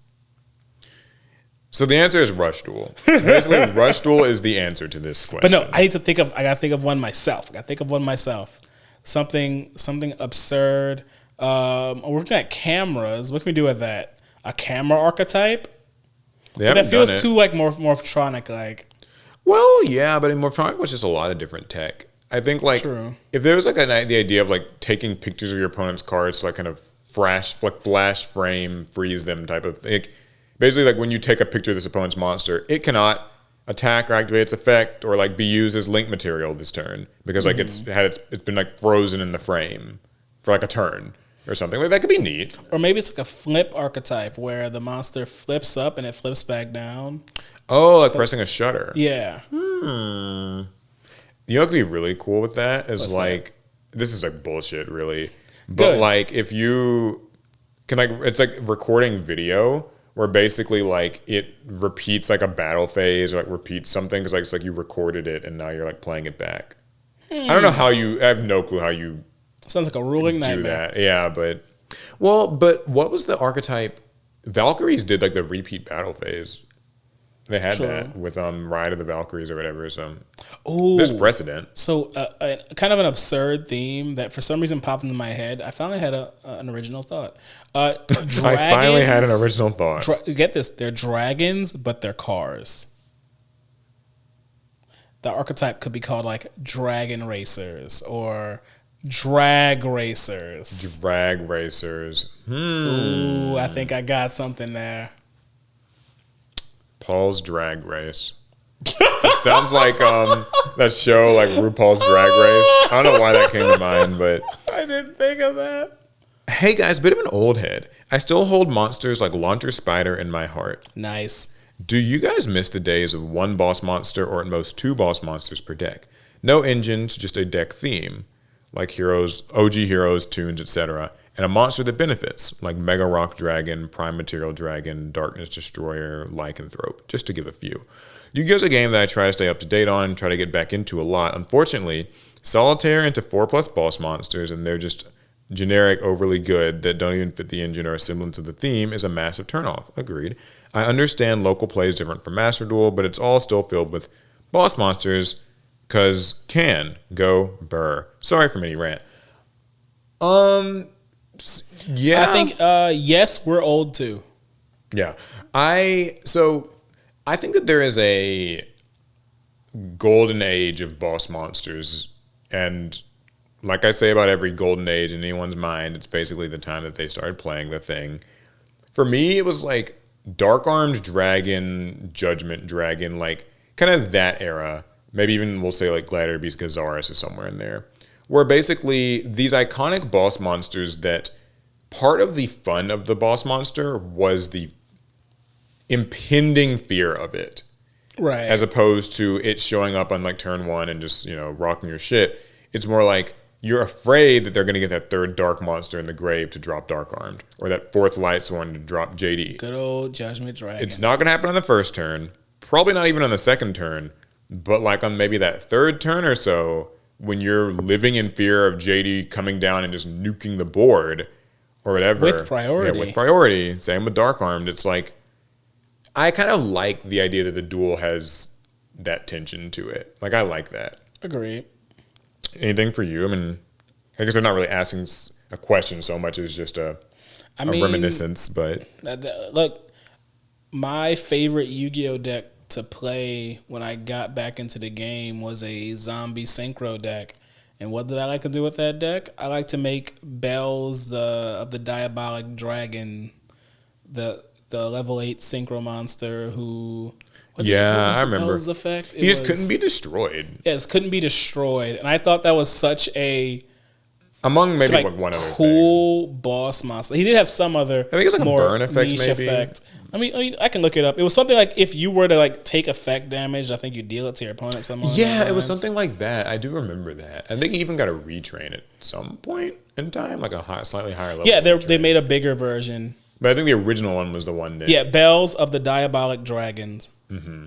And this card, I think this was everything to me. I ran that zombie deck just to make this thing. Cannot be destroyed by battle or card effects. If you take damage from an attack involving this card or from an opponent's card effect, this card gains attack equals to the damage you took. That's what. And I just loved making Bells over and over again. They bounced him. Didn't love that. Make another one. I just want to make my boss monster. I think comparatively today does kind of feel like it's all punchline, no build up, right? Like you just dump out all 3 or 4 generic extra deck bosses on turn 1. Yeah. I think today's TCG format, like as of today, and like the Justice Hunters format, that's not as much of really a problem. But like Master Duel's got it bad. Master Duel, it's they haven't banned Apollosa, they haven't banned Barone, and they won't. And it looks like they probably never will. And Borload Savage, it can be pretty ugly. So yes, I agree with you. I do kind of miss the idea of boss monsters, being boss monsters, like kind of feeling like make boss monsters great again. Yeah, that's right. So a good question. I quite agree with it. I find it strange that the Yu-Gi-Oh! TCG community hasn't started boycotting or at least stopped purchasing Yu-Gi-Oh! Products for a while to make Konami listen to your reasons regarding recent bad products. There are already many alternative ways to play Yu-Gi-Oh now. Why don't you guys just come together and make your voice be heard by Konami? I love this question. I have something of it feels like I'm all the way back in 2013. I have a somewhat new thing to contribute to this, I guess. Because this is something that we hear a lot. I'm sure lots of YouTubers and players hear it. Is just that, like, you know, things are so bad. Why don't you just like boycott it? Rise up. I think the truth is, people actually are boycotting the products. Like, you are seeing card shops and like major vendors like Strike Zone and stuff that are just choosing not to stock physical Yu-Gi-Oh products. There is like a noticeable tangible effect on some shops where they cannot sell these things. They're having to, the MSRPs are way too high. Why would I buy this box for $90 from my locals when I can get it on TCG Player for $50 and I still don't even want it for that price? Like, it's happening for sure. But I think that, the people who don't want to buy these products, or the people, I guess, that have these complaints, already are boycotting them. Like, they already are just buying singles. The reason it maybe hasn't had enough of an effect, though, is because... I'll tell you why. Go ahead. It's because they're buying singles. So by buying singles, you're actually not helping. Because how did you get the singles? Well, someone opened up some sealed products so I could buy the singles. But I'm not giving my money to Konami. Well, yeah, but the person who opened up the sealed product did give their money to Konami. You're kind of enabling it and to some they're degree, only I guess is what you're saying. Opening the product because they know people will buy the singles and they can make their money back and more off of those. So buying singles is actually not boycotting product. But I'll tell you why we can't boycott any Yu-Gi-Oh! Why is that? It's two things. Okay. One, Yu-Gi-Oh! Players all play Yu-Gi-Oh! For differing reasons. And we have issues with Konami, but we actually can't agree on what all those issues are or how to rectify them. We have no organization. We can't agree on what we even want from Konami. Yeah, so there's no players boycott. Union, so to speak. No. Yeah. So that's the first thing. The second thing is that I forgot my second point. Well, I'll jump in and just say people want to win. People want to win at this game, and they will that's it. Addiction. Yeah. Well, so that is similar to addiction. Is like there are some people who cannot help but just buy products. They simply like cracking packs. Yeah. That's like, Larry comes to mind, right? Like he's a pack buyer. He just kind of likes, even if it's like Magic or Yu-Gi-Oh! Or whatever, if he's at the shop or near the shop, he'll buy packs. It's not that he's trying to support, uphold the evil, dictatorship, patriarchy, whatever. He just likes buying packs. And you'll never be able to get rid of that person because there are some people who just don't see. There's something I was actually getting at when I first said that I have a new take on this. It's like, if you're like us, or you're listening to this podcast, or you're kind of like on the internet in the Yu-Gi-Oh! Space, it is easy to get an inflated sense of how important your grievances with the game are, or how widespread they are. Because if you hang out on Twitter, you hang out on Reddit, where like, even right now, there are people who like hate the 10 cards that they've been revealing, the stuff that's going to be in this year's 10. Like, why are you reprinting this? You should have reprinted that. The 10 are too big, blah, blah, blah. This is why people hate product. And I'm not saying any of those like accusations or thoughts are invalid, but rather that there are some people who just don't care. And if you hang around on the internet too long, you can get this inflated sense that like everyone agrees with you and like everyone thinks these products are awful.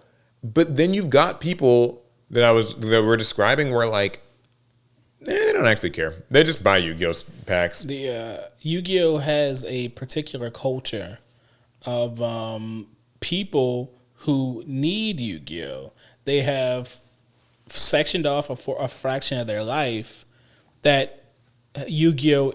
Mandatorily has to fill, whether that's playing Yu-Gi-Oh!, opening Yu-Gi-Oh!, buying and selling Yu-Gi-Oh! They have to have it And we also have a community where we're, unlike pretty much any other card game you've seen, we don't do that proxy nonsense. Yeah, like, we have funny. to use real cards here. If you walk to a Yu-Gi-Oh! Locals with some proxy cards, you might get stabbed. Okay. I know what you mean. Like Yu-Gi-Oh! Unlike Magic, and I think there's a whole conversation around like Magic kind of has that. It's just a different atmosphere, like a community kind of social understanding. Something weird happens in my soul when people walk up to card game tables with proxies, because I come from a Yu-Gi-Oh background, but I play so many card games, like it has to happen. But people will show up with these fake cards, and I'm like, boy, I'm glad I don't have a knife on me, because for some reason I feel like I gotta shiv you. I don't know why. It's just and you got your fake Digimon cards, your fake Magic cards, your fake. Yu-Gi-Oh! It just doesn't fly. Like we're not about it. And I'm not saying that's like right or wrong. I'm just saying like in Yu-Gi-Oh! People don't really proxy. I think it's because people take it very seriously. Yeah. And another thing too, and like. This is just the sad reality of things. Like, I promise I'm not taking a load of joy in saying this. But, like, when you're just at the shop and it's like a sneak peek day. You just want to give to Konami. Yeah, sometimes the Konami spell comes over you.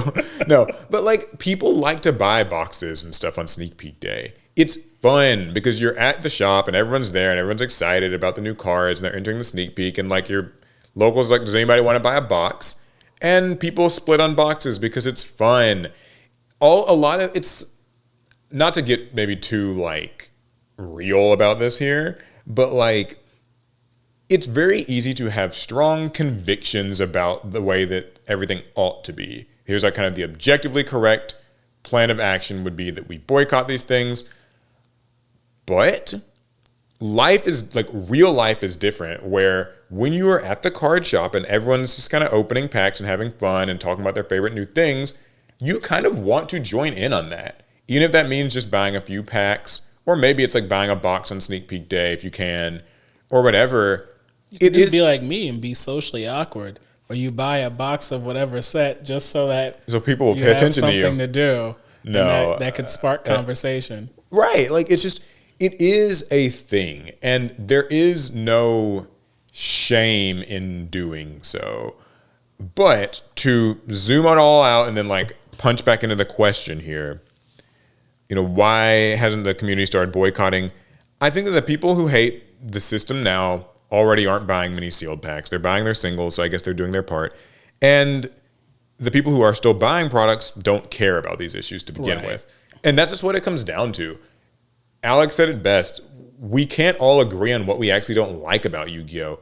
We think that we do. Like, I think everybody kind of has a shared sense of, like, general discontent. But, like, when I tell you, sometimes I'm scrolling through comments on places, and it's just like, you will go from one person complaining about, like, one thing to the next person complaining about the opposite point of view of the last comment. And they both have, like, a good point. And they both can kind of blame Konami for it, but they're on different sides of like what the problem is there. And don't get me started about being on different sides of the solutions. You can be aligned with someone on the problem, and then when it comes to, well, how do we solve this? Now you're fighting like cats and dogs. Yes, welcome to modern politics. I mean, like, we all kind of don't like something, but we have very different ideas of how to go about fixing it. So, not to, trivialize the question, but I really do think that's what it comes down to, the fact that we're not an organized front. No, and we're conditioned in such a way that it would make it really hard to boycott in this community. I think it's 10 times easier in just about every other TCG space. Yeah. All right, so that's the question. I think we're now down to our last Yu-Gi-Oh! Question. As someone who grew up with stuff like Duelist Kingdom and Forbidden Memories, I thought stuff like placing face-down cards in attack mode, face-up cards in defense mode, and fusing by just having the necessary cards were all real rules. How different do you think the game would be if you could do any or all of these things? Would it be better, worse, or just different?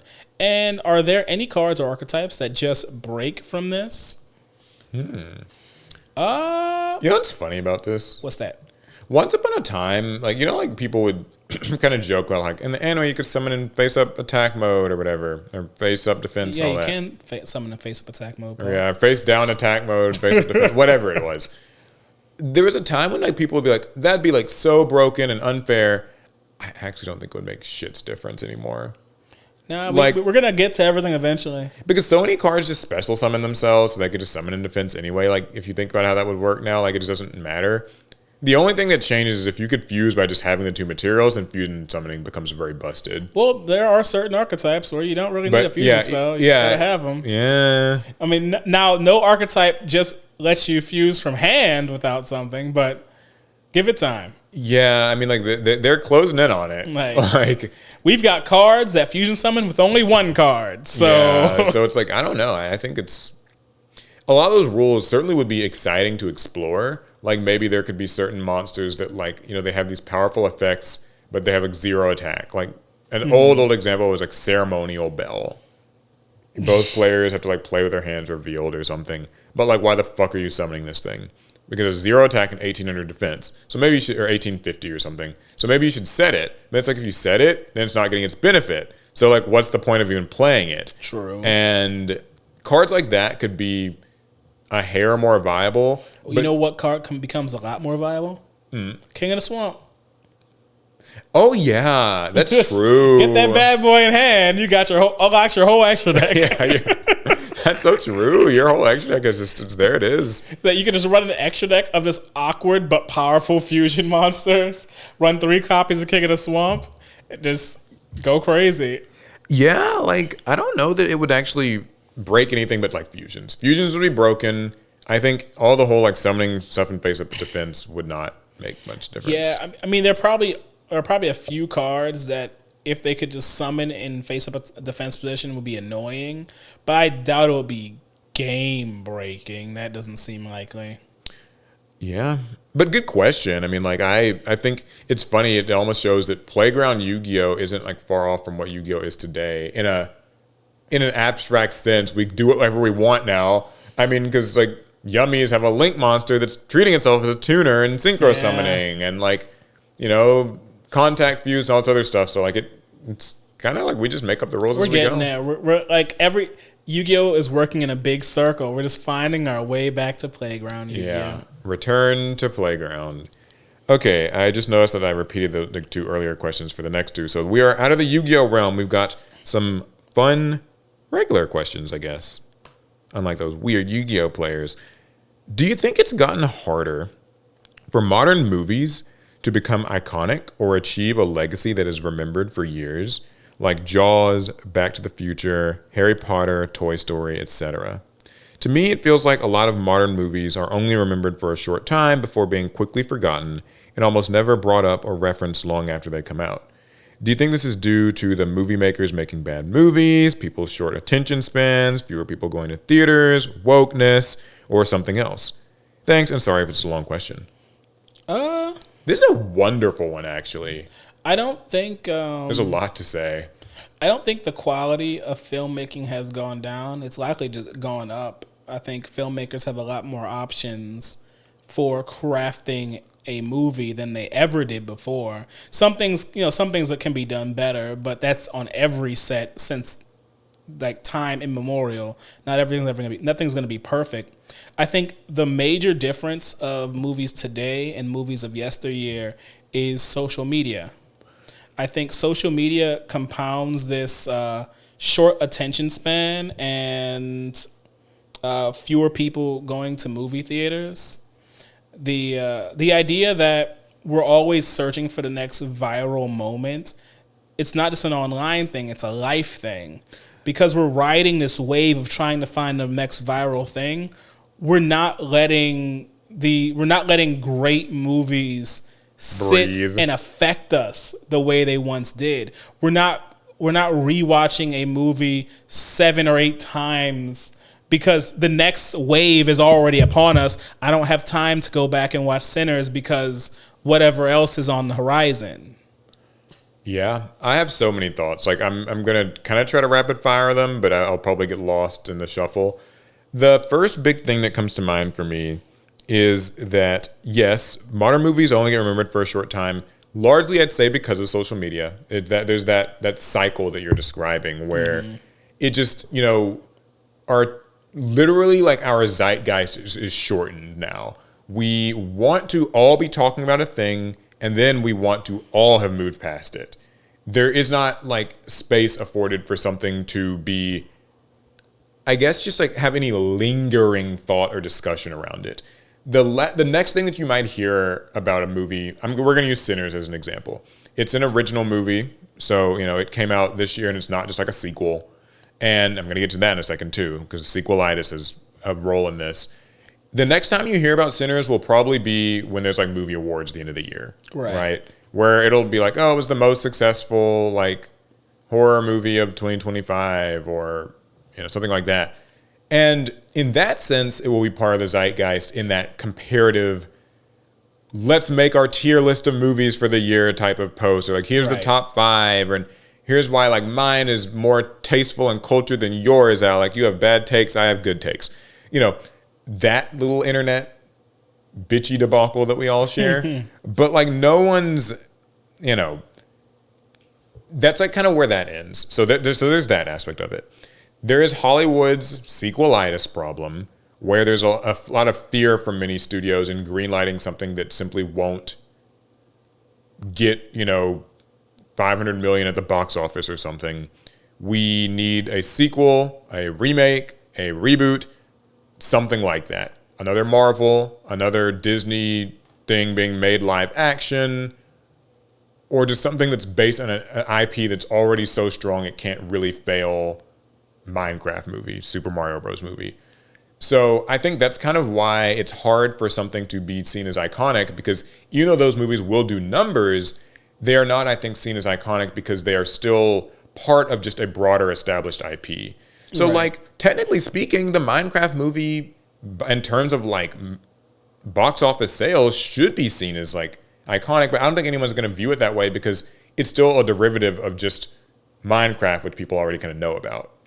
If that makes sense. I mean, I think it remains to be seen. Some movies, like right now, I think we're all a little too close to modern movies. That was my point 3. Get to decide if they're iconic or not. Because you won't know until you don't know, like years from now. Like Jaws was a hit when it came out, but I don't think anyone knew Jaws was going to be considered one of those movies the week after it came out. They probably said, that was really good. I enjoyed that. I might see it again. They didn't think that we'd be like people who were writing essays and watching documentaries about the making of Jaws. About Jaws these decades down the line. So this touches it back on that social media point again. I think that there is a, and like off camera, how much I talk about this all the time is, I think that there is a really this learned pressure that you see online all the time from people about like, we want to be able to declare something as a classic. We want to be able to kind of know within a couple of weeks of this coming out, it's peak. If this was peak, if this was a classic, like where this ranks in terms of like the other movies of its kind. And basically, you won't know.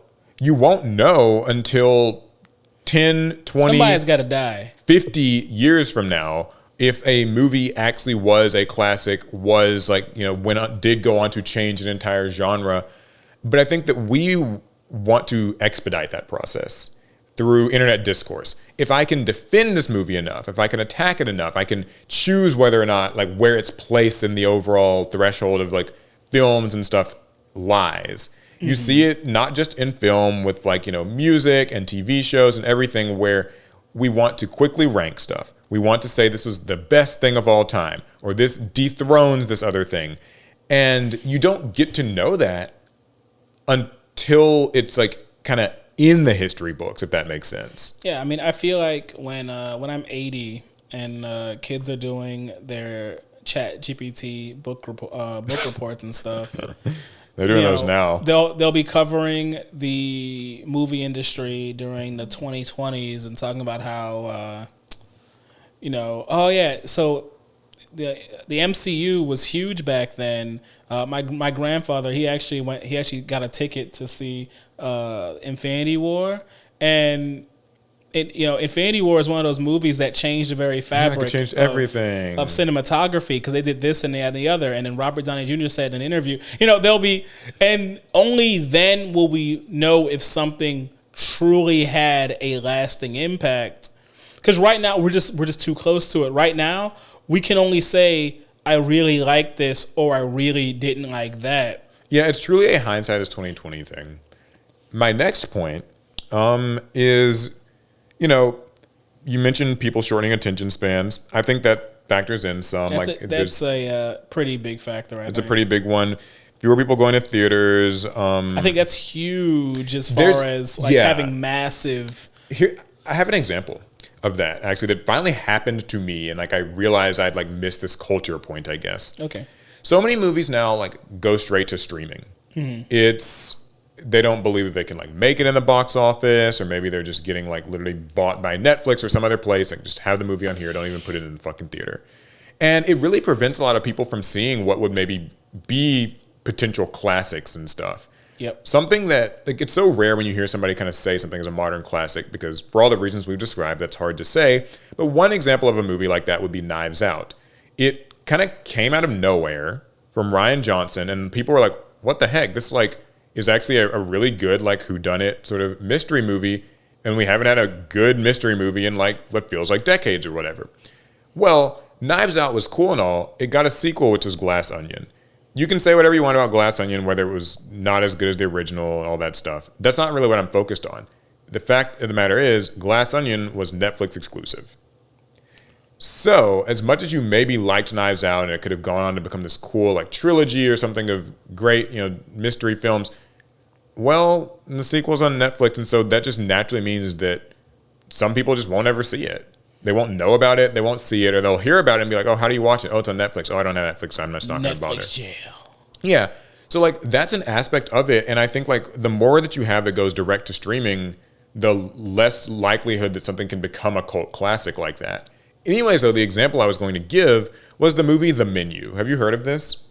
Nope. Neither had I. My sister showed me The Menu. I was visiting her about a month or so ago, and we watched The Menu, and it's on Amazon Prime Video. Here we go again, right? And it's a movie, and it has Ray Fiennes in it, and Nicholas Hoult, and other people. And it's this really cool sort of social commentary on the difficult life of chefs and the people that they serve and how the industry kind of drains them. And it's a well-received movie, and there were even memes and stuff made out of it as well. And I remember I saw this movie and I recognized a frame from it from a meme that I'd seen on the internet a few years ago, because the movie came out 2022. And it all kind of made me realize I just missed this movie when it happened. Apparently it kind of made an impact on the people who saw it, but it doesn't matter because I just wouldn't have seen it because I wasn't watching a movie on Amazon Prime Video in 2022. That's fair. If it had been in theaters, it could have been a thing where you hear through the grapevine, hey, you need to go watch this movie because it's really good. Like what maybe happened with Sinners. But imagine if Sinners had been on streaming, it just wouldn't have mattered. Disappeared onto Crackle or Tubi. Or whatever, or just something. Peacock. And last thing that I want to get to on this question is, you mentioned wokeness. And it's funny that you say that, actually. Because while I don't think that, movies being woke or not, I think it's the fact that people seem fundamentally against the idea of admitting that a movie is good because it will give a certain other crowd of people too much satisfaction does play a role in this whole question we're answering. Well, so I do think wokeness does play a role, right? At least in my opinion. If somebody made a sequel to Birth of a Nation, I'm going to hate it regardless of who's in it or how good it is. Birth of a Nation 2 will not get a view from me. I will review bomb the living hell out of that in the name of wokeness. Yeah, it's funny. So, that's actually how it is, though. Do you know what I mean? There is a crowd of people who are steadfastly against certain movies being universally acclaimed because the idea of, we'll use an easy example, Superman. Okay. The idea of like the 2025 James Gunn Superman movie being universally praised means that in the world of zero-sum games, it must mean that the Snyderverse Superman movie is like bad by comparison. And so now you have people who are like, we have to review bomb this. Superman went woke. It's a problem. We cannot bring ourselves to admit that this movie is good in any way. Like, that's and true. There are people who approach so much of today's media from that lens. And I'm not saying that like it's just people on one side of it. It's just like so many shows, so many games, like there's this tug of war and this tension leading up to release based on castings, based on some characters' gender swap. I was talking to somebody who was like, you know, I couldn't watch the Fantastic Four when they turned the Silver Surfer into a girl. I'm just like, what is this? It's wild to me because in doing so, you are just not engaging with media because it has an aspect of it that. And I can't get behind the idea that someone might be so asinine to think they turned the Silver Surfer into a girl. It's literally a different character, you absolute donkey. Yeah, but it doesn't matter because like woke. And it just, I think that all of these factors that we are talking about in this one question combine to make it where it does seem hard to imagine us ever getting a widely agreed upon cult classic. That's true because the problem is every movie requires actors. Actors look like something, and that's always going to be a problem. That does seem like that's more of a thing today too. It's like who is cast to play something immediately colors people's view of a film before it's out, and that's like because every actor has this this binary situation where one half of the population thinks they're this, the other half thinks they're that, and that means their movie has immediately lost half its potential viewership. Yeah, because someone, just like, I don't like Brie Larson, like she's too much of a feminist. I don't like Pedro Pascal because he's too popular and like they forced him into Hollywood.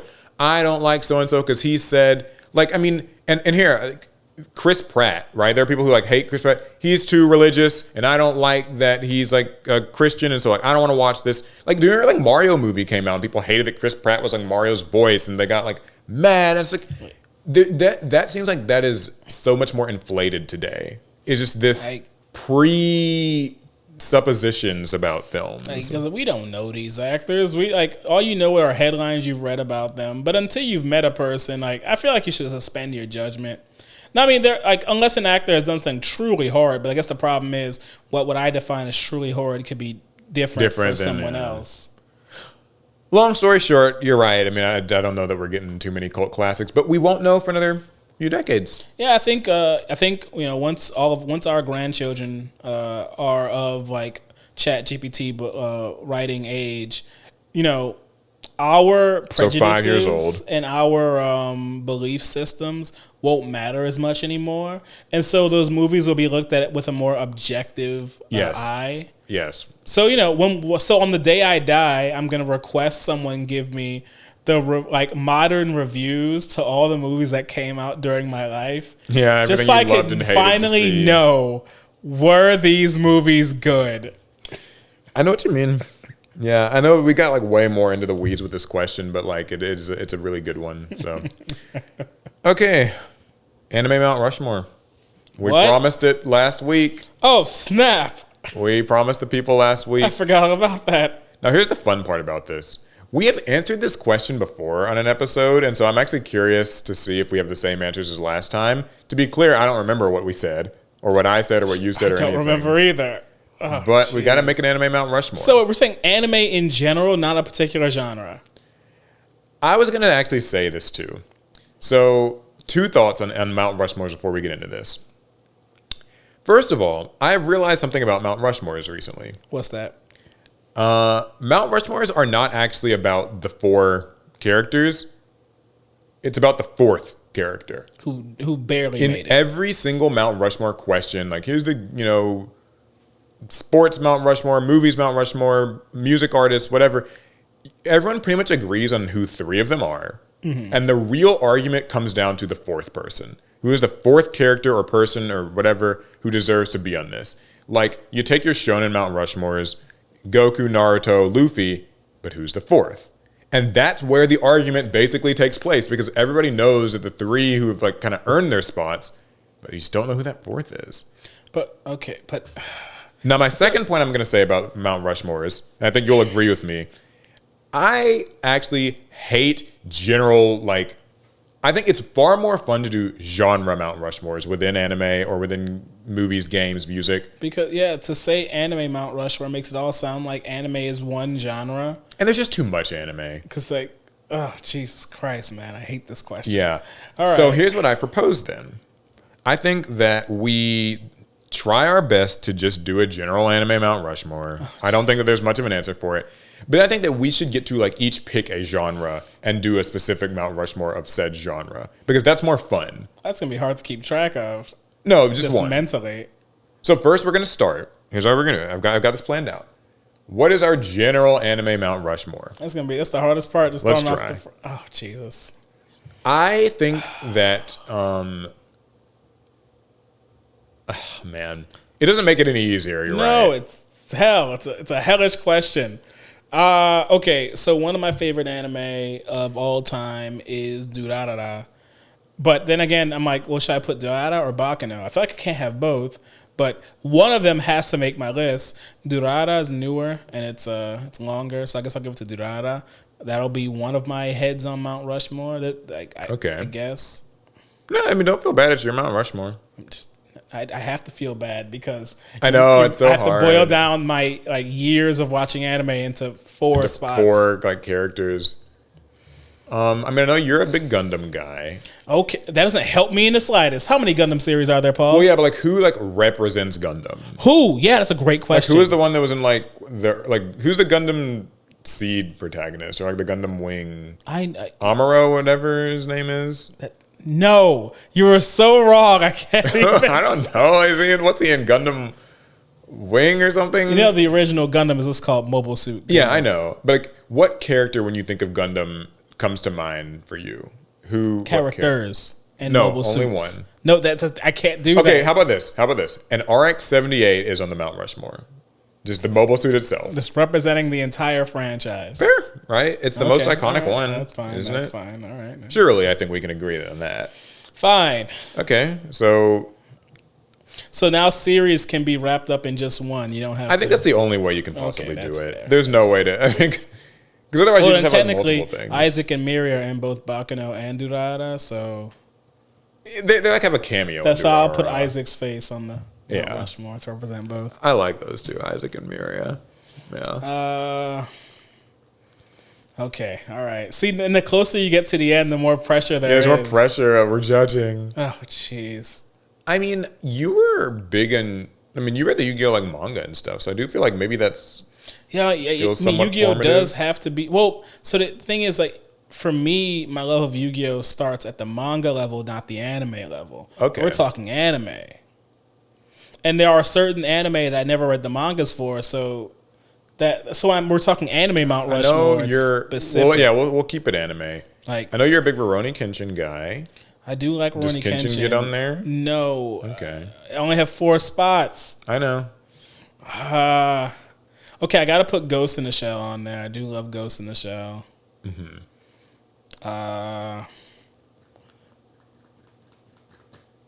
The 4th one. Oh, this is hell. All right, well, I'll do mine.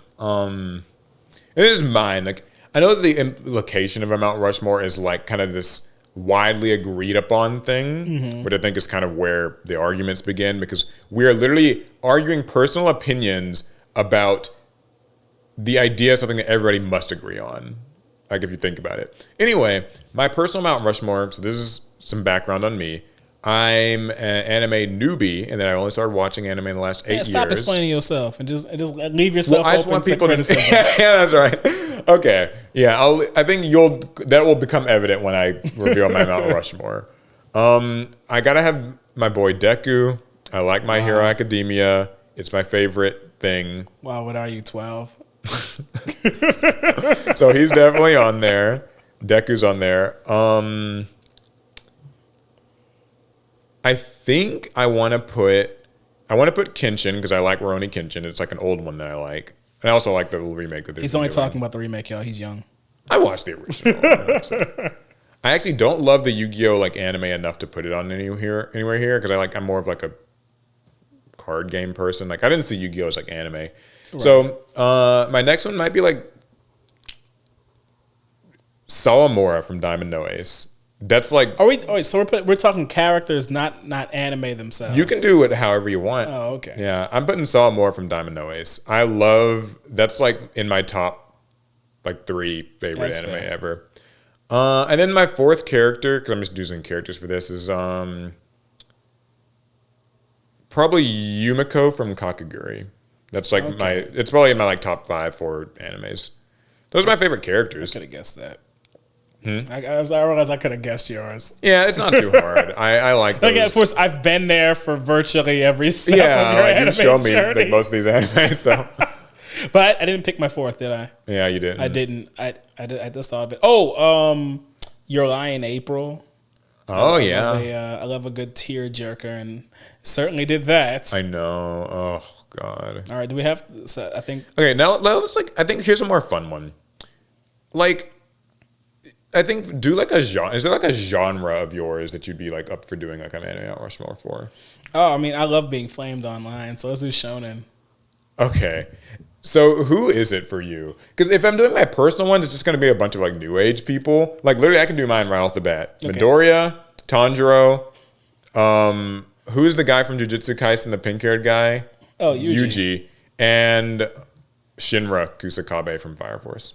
I guys piss everybody off because like everyone's like these people all suck. But like literally, I didn't watch Naruto. I didn't watch Dragon Ball or One Piece. I don't know anything about them. I can't put them on my personal Mount Rushmore. I don't know anything about them. Mine's really simple. Okay. Goku. Okay. And Dragon Ball. Yeah. Naruto from the anime of the same name. Yeah. All right. Hear me out. Hear me out on this one. Okay. This one's a risk. This is a risk. Yeah. It's Luffy from One Piece. Okay. Like real trailblazer opinions you got. That's here. right. That's right. And who's number 4? Because that's all that really matters. That's right. You right too. Ichigo. You right, but it's not Ichigo. Okay. That's when I hear the most from people. It's like Ichigo. Nah. You ever heard of an anime called Mob Psycho? It feels like such a like weird one to include because it's so much newer. Ah man, but I agree with it. Psycho, I love it. You know what? I would maybe. I'm going to replace Yuji with Mob from Mob Psycho on mine because I think Mob Psycho had more impact on me than and if I'm being honest, because I was actually just trying to copy everyone's top 3. I'd actually replace Luffy with Mob, and then my 4th spot actually goes to Dandadan. Is Dandadan shonen? It is to me. Okay, I don't know how people make those. Somebody tell me it's not. But okay, well, as you can see, our anime Mount Rushmores are very sloppy.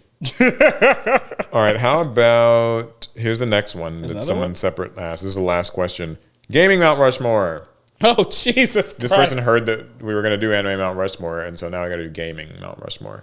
Gaming Mount Rushmore. Okay, Star Wars Battlefront 2. That's okay. That's I think be like, right there. Are we doing? If we're doing just like a general.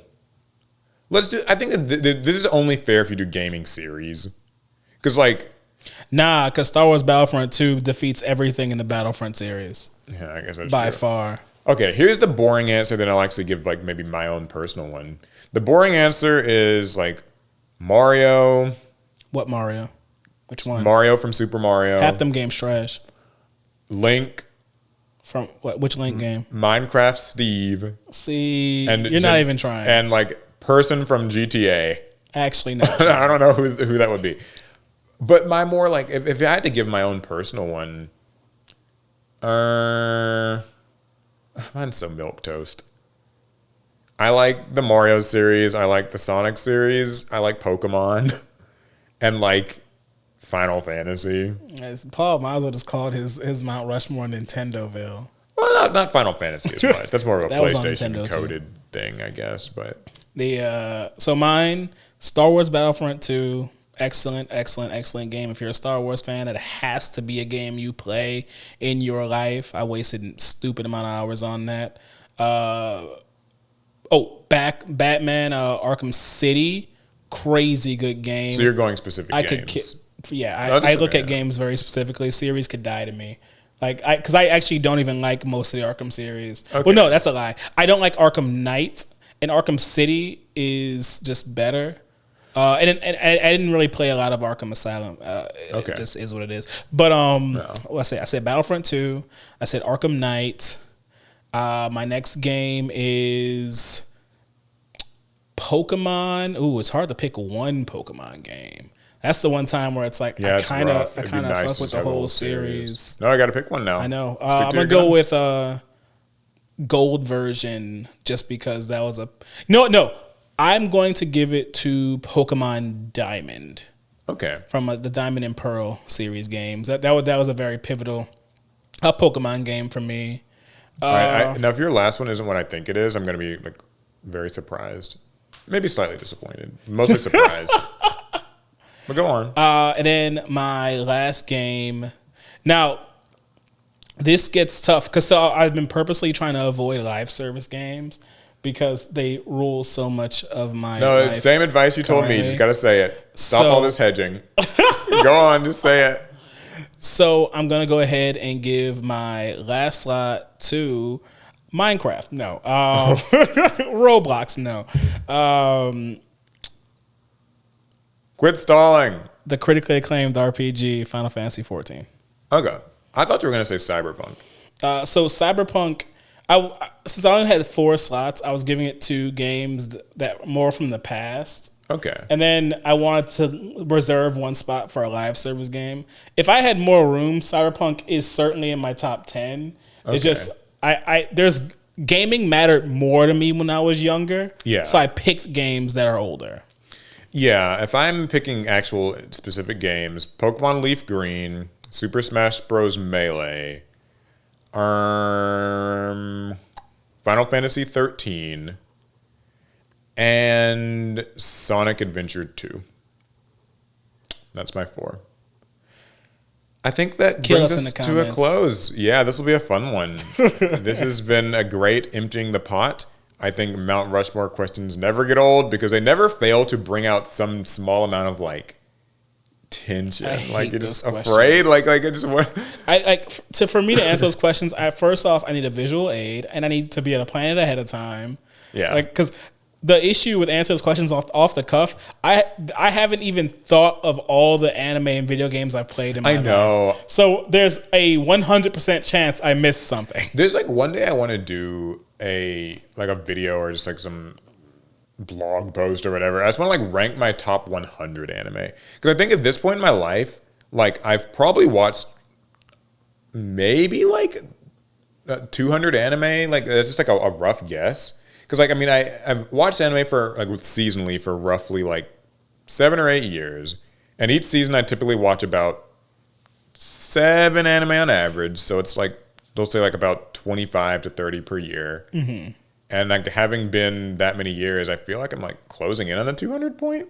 So I feel like it would be interesting to do like my top 100 favorites. But there's so many obscure little like 12 episode romps that I just love to death and completely forgotten I've watched. Yeah. But if I was to like see them again, I'd be like, ooh, like I love that. Like that's like I love that way more than My Hero Academia. I love that way more because like they just what it did in 12 episodes for me was like better than what some long-standing thing maybe did. That's true.